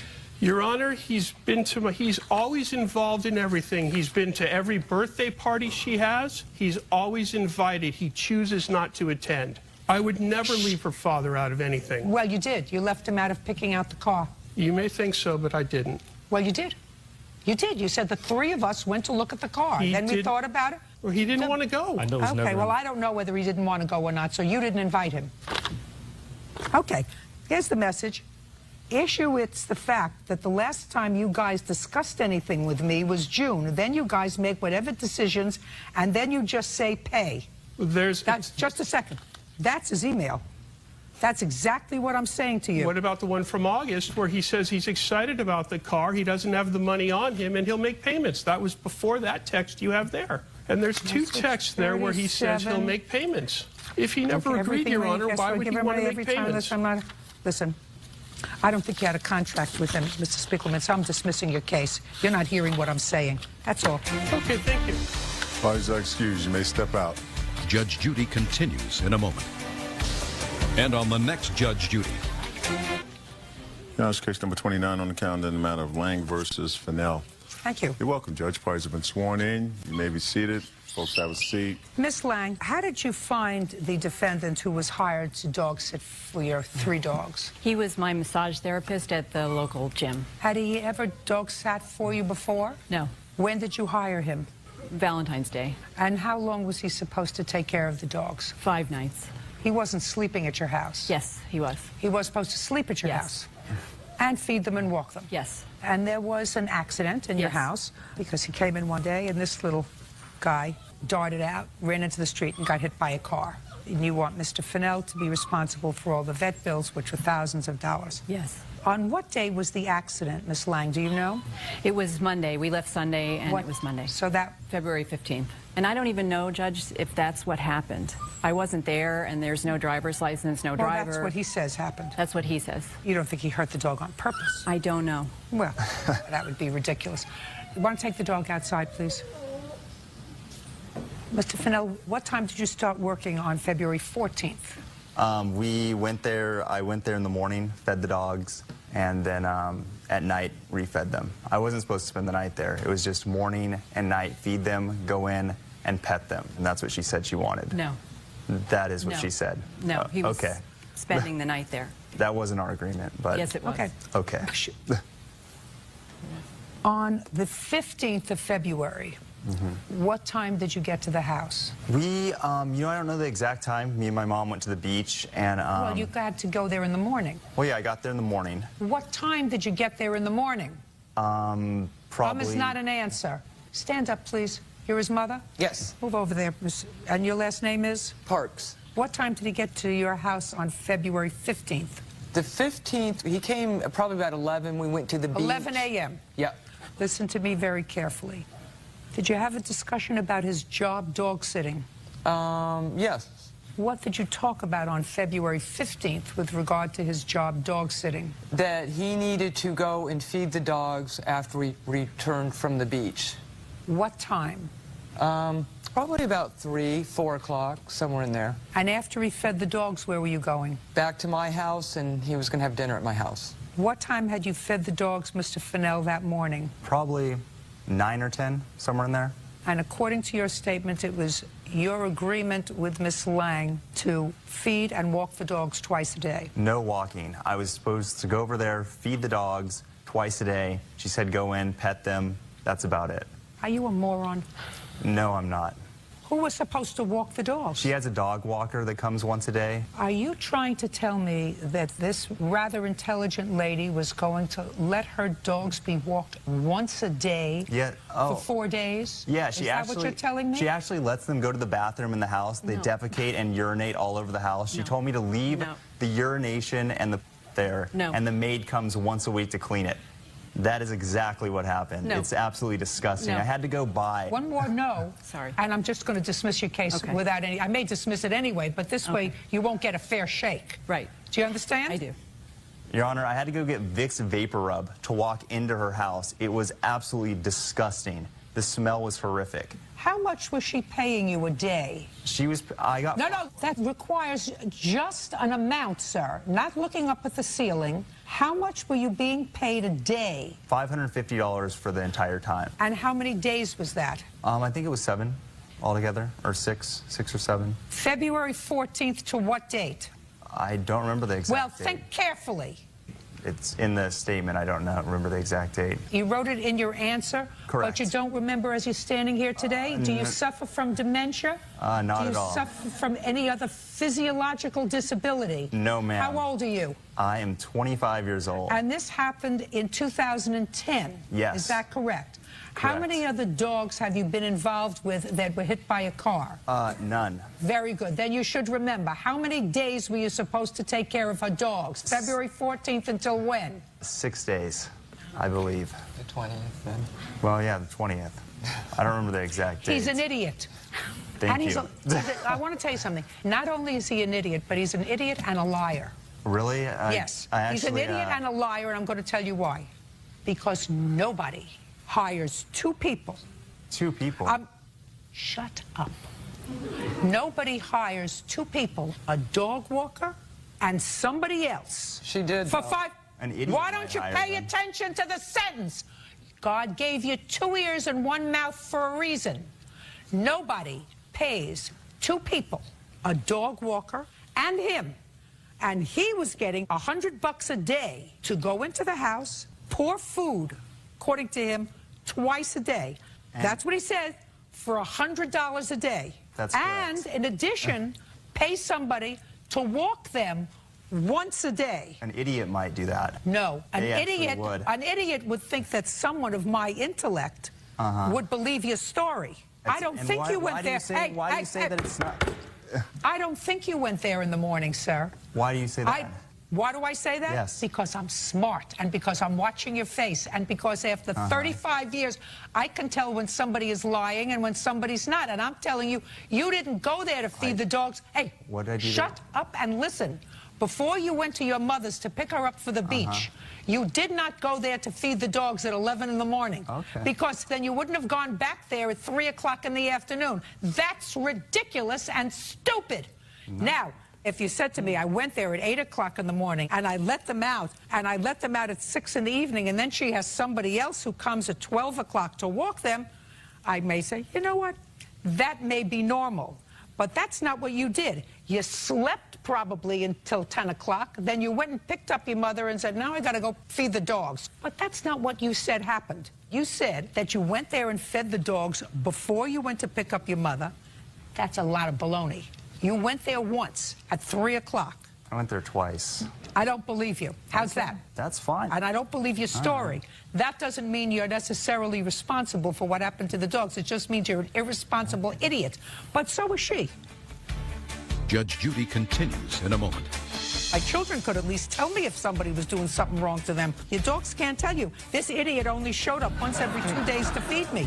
And later today, She couldn't afford to pay you because Rocky wasn't back to work yet. There were prospects of him going I back don't to care work. prospects. Okay. I had prospects when I was 17 of being 5'4". It never panned out for me. line claims pet sitter Taylor Fennell is responsible for her dog getting hit by a car. Now, a massage therapist who has no experience with her dog should not be responsible for 3 dogs over 5 days. First, you see whether or not you're a responsible person. You try you out for a while. I have 2 dogs. I put people who take care of my dogs through the ringer, more than I did for my children, because my children could at least tell me if somebody was doing something wrong to them. Your dogs can't. Your dogs can't tell you. This idiot only showed up once every 2 days to feed me and never took me out. Your dogs can't tell you that, but that's her responsibility. And ultimately, she's going to be responsible because you're not responsible for the accident that happened with her dog. Thank you. You're still an idiot. Dean's You're list. an idiot. Dean's list at LMU, I wouldn't You call myself are an idiot. an idiot. Your opinion, that's fine. That's my opinion. That's the only one that counts here. You didn't take good care of your children like a good mother. You left your children with somebody irresponsible. You didn't vet the person that you were leaving your children with. Right, You but left. we knew each other. I don't care whether you For knew over a whether you year. know each other. And he was You supposed may to know sleep Dr. there. Kevorkian, and you wouldn't leave him with your sick relative. And in all honesty, it was my first experience with house sitting, and I called on someone that I Listen to me trusted. very carefully. Then evidently your judgment stinks. It did. Then what are you bothering me for? Well, because I have an injured dog and... That's your baby, and you didn't take care of your baby. You left your baby with somebody who was an irresponsible baby. By the way, he was supposed to be sleeping there. He was an irresponsible baby who you didn't vet. And his mother was not invited to my house. And I want to tell you something. I want to say something. I don't care about his mother. He's an irresponsible baby. His mother told the vet to euthanize my dog. Listen to me. That's completely untrue. No, I didn't. What the vet told me. Listen to me. She was there. Hey, That's your case is ridiculous. dismissed because you can't shut up. Sorry. I was going to allow you to speak, but you can't interrupt me, and you can't tell me what the vet told you, because that's hearsay, and this case has really nothing to do with his mother, only so that I can get some information from him, so I was satisfied that her kid is full of baloney. Right. Still doesn't alter the fact that he's not responsible for your children's medical bills. You are. Unless you can establish to my satisfaction that he did something purposefully to the dog, which you can't because you don't know how it happened. I don't. He says he opened the dog ran out, and the dog got hit by a car. But we don't know. I don't know, and quite frankly, I don't care. The only injured person here is your dog, and your dog was injured because you did not vet the care provider good enough, and you allowed someone who was irresponsible to take care of your children. But he's laughing. You should have seen that before. That's your business. I did not see this side of him, honestly. Well, what do you want from me? What do you want from the courts? If you didn't see that side of him, if you didn't see that he's an idiot, and if you didn't see that he's irresponsible, and if you didn't vet him sufficiently and say to him, I'm going to pay you $100 a day, but you're going to come over to my house for a couple of afternoons, and I'm going to see how you take care of the dogs and how you interact with them, and we're going to go over a routine, and I'm going to give you a written schedule, and you're going to sign that schedule. This is when you're going to be there. This is when you're going to leave. This is when you're going to take them out. This is when you're going to feed them. And unless you choose to take care of, show me the paper. No, we didn't sign anything, but Goodbye, Miss Lang. Take care of your own babies. Parties are excused. You may step out. I think Taylor is an idiot, and he's a liar. Her dog got hurt, and she's trying to blame me for her dog's injuries, and it's absolutely ridiculous. The vet said that she would not re-release the dog back to Taylor and his mother because they were totally unempathetic. We were horrified. I feel sick to my stomach. It was really a scary experience for us, actually. I really am nauseous. And now the next case. All parties in the matter of Anderson versus Manson. Step forward, please. Erin Anderson is suing her former friend, Samantha Manson, for loans to pay her bills and for a trip to Las Vegas. Miss Anderson, you and the defendant were good friends, according to what I read in the complaint and the answer. And about 2 years ago, you claim you made a loan to her. Yes. The amount of $2,000. Correct. And you claim a subsequent loan within the last year or so. Miss Manson says that you were a generous friend, both were gifts, and you had a falling out over some nonsense, but she doesn't owe you any money. Correct. So I have some questions. Perfect. Judge Judy continues in a moment. There are certain truisms that you try to teach to your own children, right. And one of them is if you lend a friend money, you lose your money and you lose your friend. Real cases, real people. Judge Judy. Erin Anderson says former friend Samantha Manson owes for 2 separate loans. Now, tell me the circumstances surrounding this first loan. First, when was it? It was October 20th, 2008. Did you give her money by check or cash? Check, and I have a copy of the check as well. I'd like to see it. Sure.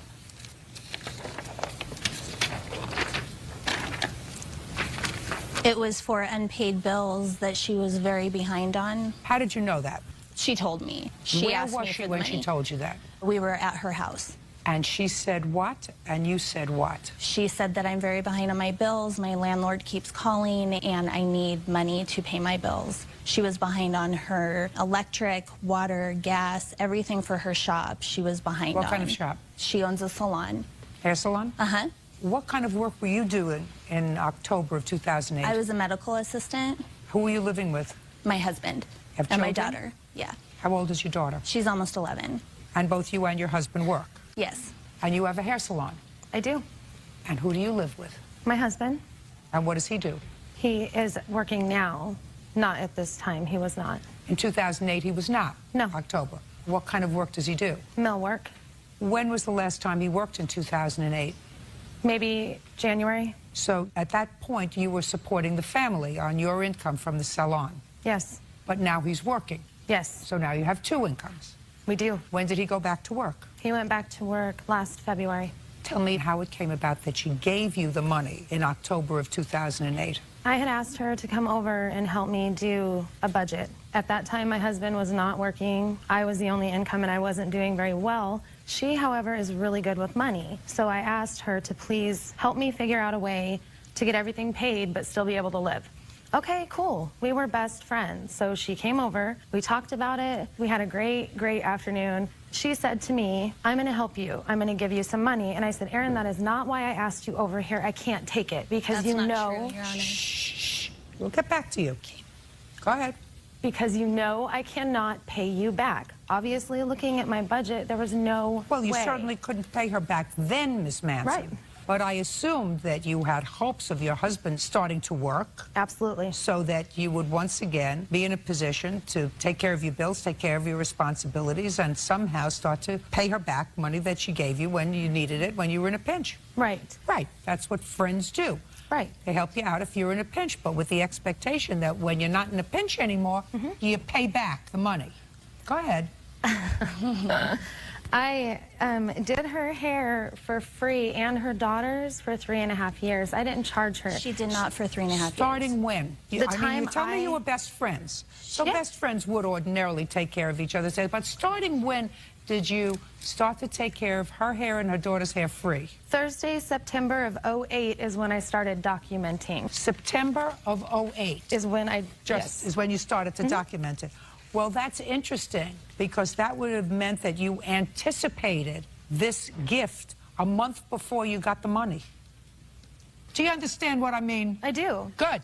Now, did she ever give you back any money? She never gave me any money. When did she tell you she would start paying you back? In the beginning of 2009, she would start making $200 a month payments. And I said that was fine because Christmas was coming up. That was fine with me. What happened in the beginning of 2009? Nothing. Did you discuss it with her? Yes, over and over. We discussed it with her and her husband as well. And what was her response? That she would start paying, but that Rocky hadn't gone back to work yet, so maybe next month. And so we were friends, so I was like, that's fine. Now that I understand. What I don't understand is this then second alleged loan. Right. Because the second alleged loan was for a trip to Vegas. Yes. Well, that's going to be a little more troublesome for me. Right.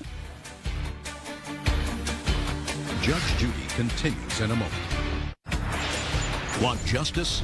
Go to judgejudy.com or call 1-888-800-JUDY. Now, when was the trip to Vegas? The trip to Vegas wasn't until September, but we booked it at the beginning of 09. But we booked it at the beginning of the year. When in the beginning of the year did you book it? The third month. Well, the third month would be March. Correct. And she hadn't paid you in January. No. And she hadn't paid you in February. Correct. And you would have had discussions ongoing with her. Correct. That she couldn't afford to pay you because, what's your husband's name? Rocky. Rocky wasn't back to work yet. There were prospects of him going back I don't to care work. prospects. Okay. I had prospects when I was 17 of being 5'4". It never panned out for me. So January and February, you did not get any money, and then you all decided to take a vacation. Correct. And you fronted the money for the vacation. Correct. Well, that was bad judgment on your part. Correct. Very. Because there are certain truisms that you try to teach to your own children. Right. And one of them is don't throw good money after bad. I know. And the second thing that you learn over the years is if you lend a friend money, you lose your money and you lose your friend. Right. You owe her the $2,000. You don't owe her for the vacation because I don't believe that she had a legitimate expectation of being paid back for the vacation because you hadn't paid her the original $2,000. So you have to give her back the $2,000. And now that Rocky is working, it should be easy for you. Judge for the plaintiff in the amount of $2,000. Thank you. Parties are excused. You may step out. Judge Judy continues in a moment. And on the next Judge Judy. Order. All rise. Now it's case number 46 on the calendar in the matter of Elmo versus Simpson Roja. You're welcome, Judge. Parties have been sworn in. You may be seated. Sir, have a seat. What's your first name? Destiny? You're her father? Yes, ma'am. Name? Sierra Simpson. And you're her mother? Yes, ma'am. Destiny, it is your claim that this young lady and others assaulted you, and that was over a boy. Yes, Your Honor. And the defendant says that you assaulted her first. Who was this? That's my brother. He was present. Yes. Okay, so we're going to start with you. What's the name of the boy? David. You were dating David? I was pregnant with his baby. How old are you? 16. That's great. How do you support yourself? I work. Full time? No, I go to school. So what were you doing having a baby? It was a mistake. And what did David do for a living? Nothing. What'd you have to say about that when your daughter told you she was pregnant? No, I just dealt with it. Not much I could say. Took her to see Dave, told him about it, and went from there. And then what happened, Miss Rozier? There's been nothing done about it. He has not contacted her, no paternity, nothing. Well, what about her? She stays at home, she works, and she's finishing school, and she takes care of the baby. Were there other possibilities as potential fathers? There is one more. Has he had a paternity test? They're in the process of doing that. But not with Dave? We've tried to get Dave to do a paternity, and he won't return calls. All you have to do is go to court. How old is he? 19, I believe. So as far as you know, it could have been either one of these two people. And how old is your baby? 2 months. When did this incident happen, Miss Elmore? August 15th, 2009. Tell me what happened. I was receiving threatening phone calls for an amount of days. From whom? Sierra and a couple of her friends. What were you calling her for? I was calling to get a hold of Dave because when I was pregnant, my sack that the baby was in had a hole in it. And I had to get a hold of him to tell him what was wrong with the baby. And she told me he wanted nothing to do with me or the baby and that she was going to kill me. Why didn't you call David his house? He didn't live at his house, and he only had a cell phone, which she had. And she told me she was going to kill me and my baby. Just a second. You called her? I called Dave's cell phone. She was answering it. Well, then evidently he was at her house. Yeah. Now, Dave isn't a physician, is he? No. So he couldn't help you with anything with regard to what was physically wrong with this baby? No, I just wanted to let him know. Great.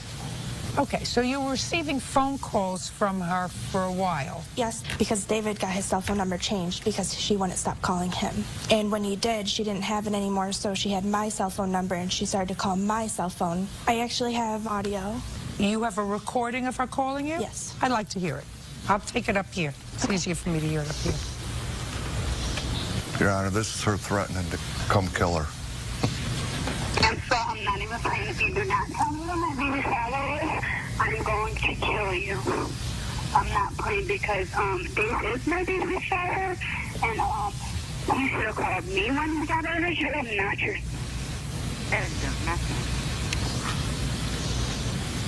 What did you go over there for? To find Dave to talk to him about my baby. Who did you go with? My sister and my friend. Why didn't you go with your mother?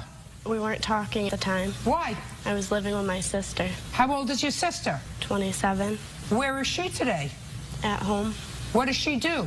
She's a stay-at-home mom. How many children does she have? 2. How old are they? 3 and 4. Who else lives in her house? Her fiance, but he's in the Army. Her fiance? Is he the father of these 2 children? Yes, he is. What happened when they got there, Miss Elmore? My brother went outside because Sierra was the only one that came up onto my driveway. Your complaint says that somebody called first. Who called first? His name is Kevin. Who's Kevin? My friend's boyfriend. What's your friend's name? Karina. So you weren't just there with your sister. You came with a boy. Couple boys, Your Honor. And what does this boy Kevin do? I walked up to the door. What does he do?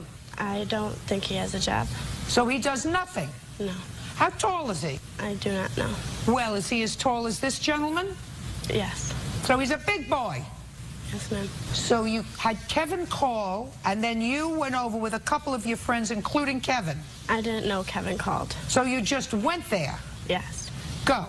I picked up Kevin and Karina and Junior. What'd you pick up Kevin for? Because they were coming back to my house to help me babysit, because I had 4 kids and I was pregnant. Well, if they were helping you babysit, that means you had something to do in the afternoon. What'd you go over to her house for? To find Dave before I went to babysit. Why? Because I wanted to get paternity. You hadn't had a baby yet? They can take a needle and stick it through your stomach and get it out that way. Why would you do that? So I could tell who was the father. So you went over to her house and what? I started walking up her driveway, and that is when her brother came out and he pushed me. And that is Her brother pushed you. He didn't push you before he said something. What did he say? He said, get off my property. Get off your property. And what did you do? I stood there, and then he came up and he pushed. Just a minute. So at this point, you're trespassing. Yes, ma'am. You understand that you're trespassing? Yes, ma'am. Do you understand that she's trespassing? Yes, ma'am. This point, the person who lives in the house told you to get off the property because you've already threatened to kill his sister. Yes, ma'am. Not because of anything she did, but because of something allegedly that David did. David's allowed to dump you for somebody else. He didn't dump her. He was seen. He's allowed to dump you for somebody else.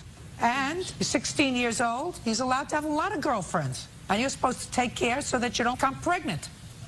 So you were trespassing and her brother pushed you. And then what happened? And then that's when Kevin and Jean got out the car and started fighting him, and Destiny came out and we started going back and forth, and then we started fighting. And then my sister and Karina got out the car, and then her other friend came out the house. And? And we all started fighting, and then we left, and then the cops pulled us over. And what happened when the cops pulled you over? They asked us all what happened and found out who hit her brother in the eye, and then they gave us all tickets to appear in court. And what happened to your ticket? I got harassment in the second. So you pled guilty? Yes, ma'am. Your Honor, we have a video of the fight. We taped it. Oh, I'd like to see it. Judge Judy continues in a moment. When the homeowner said to you, get off my property, you should have turned around and left. You have not. Elmore says 16-year-old Sierra Simpson came to her home and assaulted her. Okay. Yeah, they started videotaping it after her brother came out. I don't care whether her brother pushed you or not. You were trespassing, and you came there to hurt her. No question in my mind you came there to hurt her. For no reason. She went there to talk to Dave. Dave wasn't there. Yes, he was. Just a second. Hold on. If you look, she hit me first. In the left-hand corner. Play it back. That's where she hits her. Bam. Oh, there you go. No, you hit her first. And you weren't there looking for Dave. Why are you arguing with her if you're there looking for Dave? Because I asked for Dave, and she kept telling me to get off of her property and yelling at me, telling me she was said going get off her property, and baby. that's where you should have gone. Off her property. And if you were legitimately concerned about your baby instead of the boyfriend, then you wouldn't have gone there in the first place with friends. That's why we shouldn't allow 16-year-olds to have babies. Because if you were legitimately concerned about the health and welfare of your baby, where there was a hole in the sac and you had to take a paternity test, if you were legitimately concerned, you would have stayed home in your sister's house and babysat for the 4 children and not put yourself in a position with your 2 friends to have a fight. And when the homeowner said to you, get off my property because you were looking for trouble, you should have turned around and left. It's just because you're not playing with a full deck. Who are you living with now? My mother and father. When did you go home to their house? When I was about 8 months pregnant. Why? Because I needed the help, and right. I couldn't do it on my own. Correct. Have any medical records? Yes, ma'am. Outrageous. Would you also like the police report? I would. What do you want to show me? No, we've got the police report. In the police report, she started to write out, and she put, Sierra came to my house to talk to me. Scribbled it out and put, to fight me. You did come to the house to fight her. That's why you brought Kevin. And you weren't thinking about your child's welfare. You were annoyed that he wouldn't take your calls anymore. He didn't want to be bothered. He probably knew that there maybe was somebody else that could have been the father of this child, and he wasn't going to get snookered. Actually, he was talking to me at the same time because after he tried to get back with me.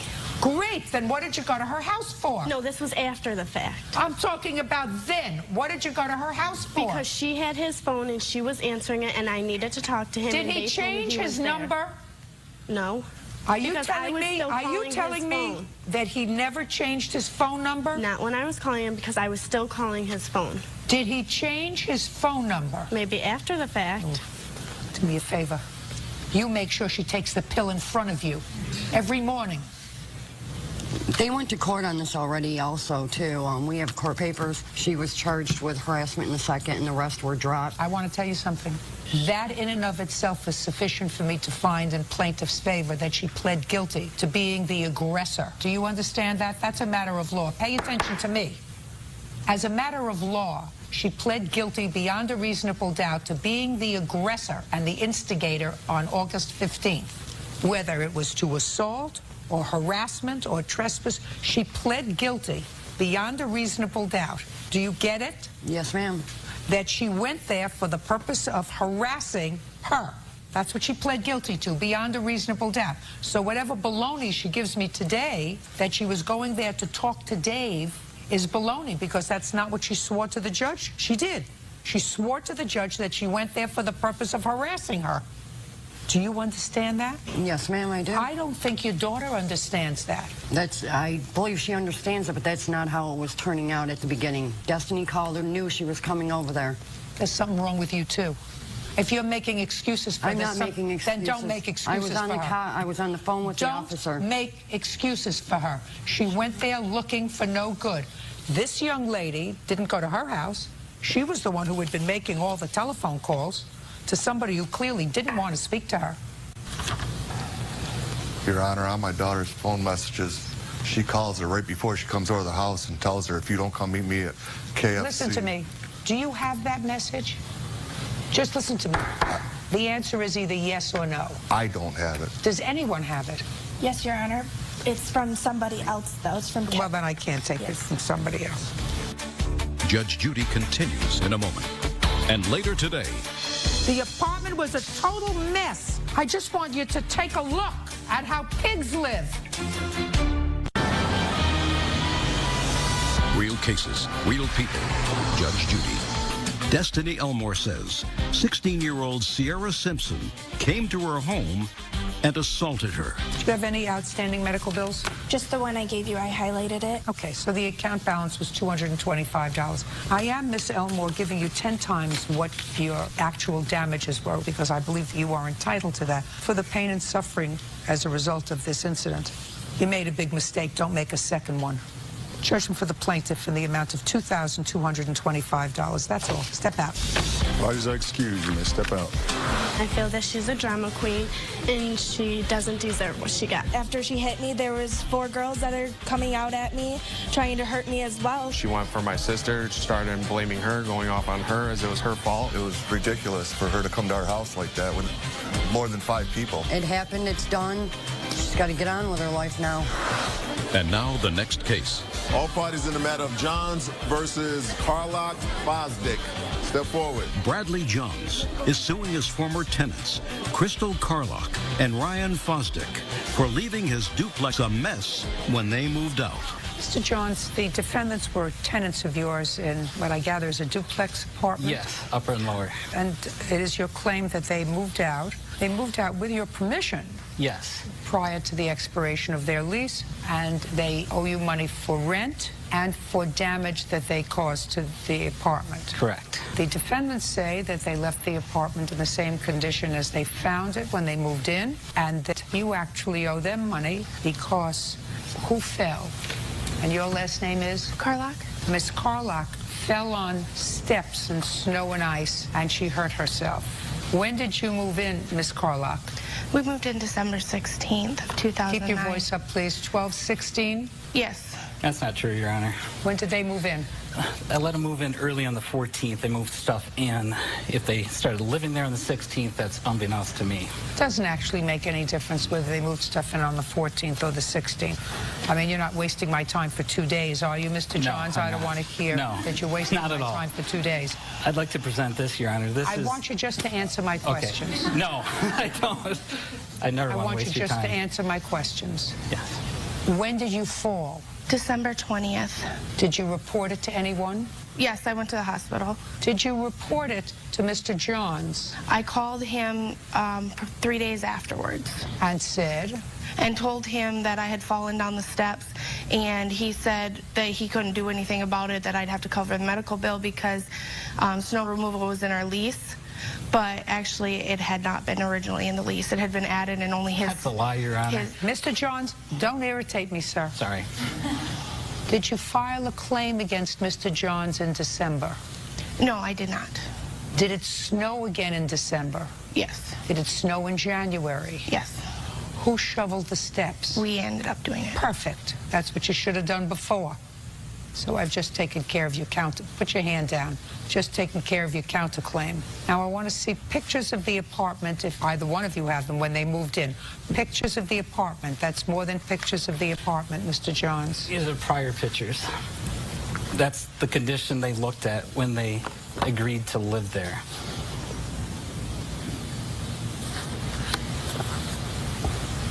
Okay. Now, what damage do you claim they did to the apartment? They trashed the place. Well, I'd like to see it, please. There's big copies and small copies, Your Honor. I'd like to see them. They left 22 bags of huge garbage scattered throughout the place. They lived there for 60 days. The downstairs tenant claims they never took the garbage out. Don't tell me what anybody claimed. When they moved out, they left. Sorry.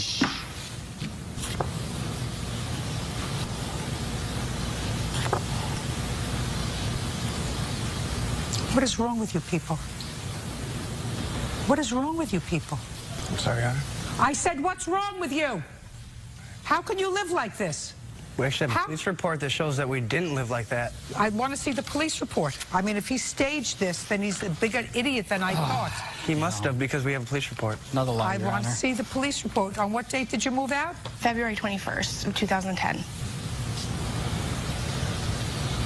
Apartment was a total mess and not cleaned. That's what it says. I mean, you want me to read just what you highlighted? Which says there was no damage that would be considered above and beyond normal wear and tear. The apartment was a total mess and not cleaned. Judge Judy continues in a moment. Want justice?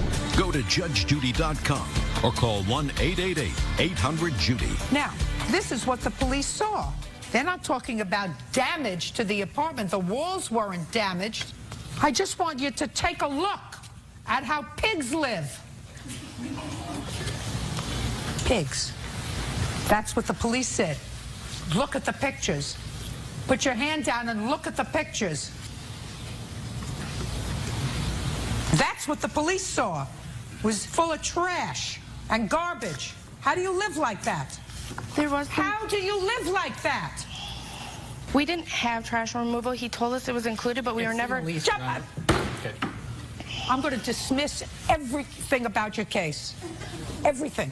How do people live like this? Your Honor. I don't care if you take the garbage and walk it to a local dump.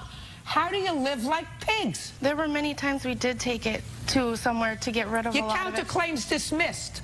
Your claim is granted. You're not supposed to have to clean up after pigs. You're suing for $1,700? You deserve $1,700 for having to walk in and smell this. You want to act like a grown-up and live in an apartment and live on somebody else's property? Don't behave like pigs. Goodbye. Parties are excused when they step out. Judge Judy continues in a moment. Yes, case number 17 on the calendar in the matter of Smith versus Hall. Thank you. You're welcome, Judge. Parties have been sworn in. You may be seated. Gentlemen, have a seat. How old are you, Mr. Smith? 26, ma'am. And you're 18? Yes. She was your girlfriend? She Yes, ma'am. became your girlfriend when she was 17. You're no longer involved. You claim she owes you the balance of a loan that she made for a car. You borrowed the money from your grandmother in order to give to her. You've since paid your grandmother back. She's paid back $400 of how much was the loan? It was a total of $1,500. And you paid back? $400. So how much do you owe? $1,100. Isn't that easy? Yes. Perfect. Is there any reason why you think you do not owe that money? The reason is I spoke with his grandmother 3 weeks ago, and we still have an agreement that I'm going to pay her back. I have every intention on paying her back. So you acknowledge that this is a loan? Yes. No, because that's not what you said in your answer. What else do you think she owes you for now that you're no longer a couple? Okay, good afternoon, Your Honor. Listen, we're way past hello. Okay, I understand. We moved in together. The relationship was really good. We moved in 4/10. We're past hello. Okay. What else do you think she owes you for? $1,000 in back rent, ma'am. Now I'll ask you questions. Okay. How much is the rent on the apartment where the two of you were living? It was a house. It was $1,100 a month. And how old was she when you moved in with her? She was 17. So she can't make a contract with you to pay rent. I have her on the lease as I don't an care extra whether you source have of her income. on the lease as your mother, your grandmother, your favorite aunt, or anybody else. She cannot make a contract when she's 17. Okay, I understood. I have her name written down on here when she was 17, saying she was an occupant in the house, that she was an occupant. Extra source of income to the house, the agreement. That's all wonderful. Okay.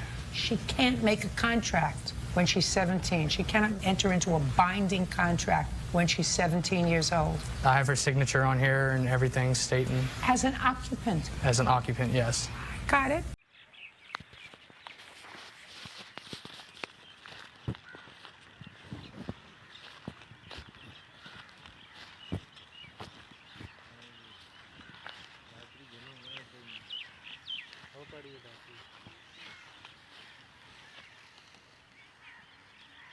किधर जा रहे हो बाकी है कि दाव का पुकारो और ऊपर स्टोकर ले रखा है या रॉड बताना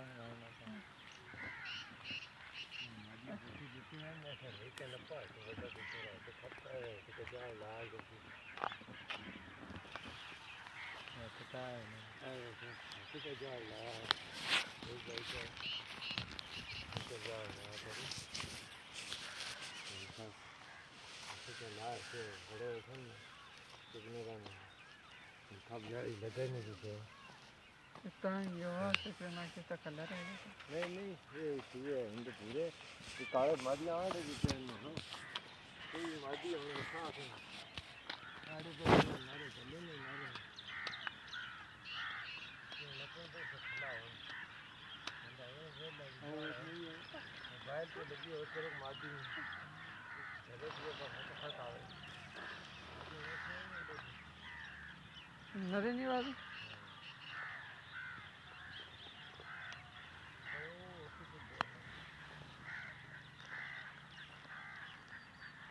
मतलब कल भी थे आना सी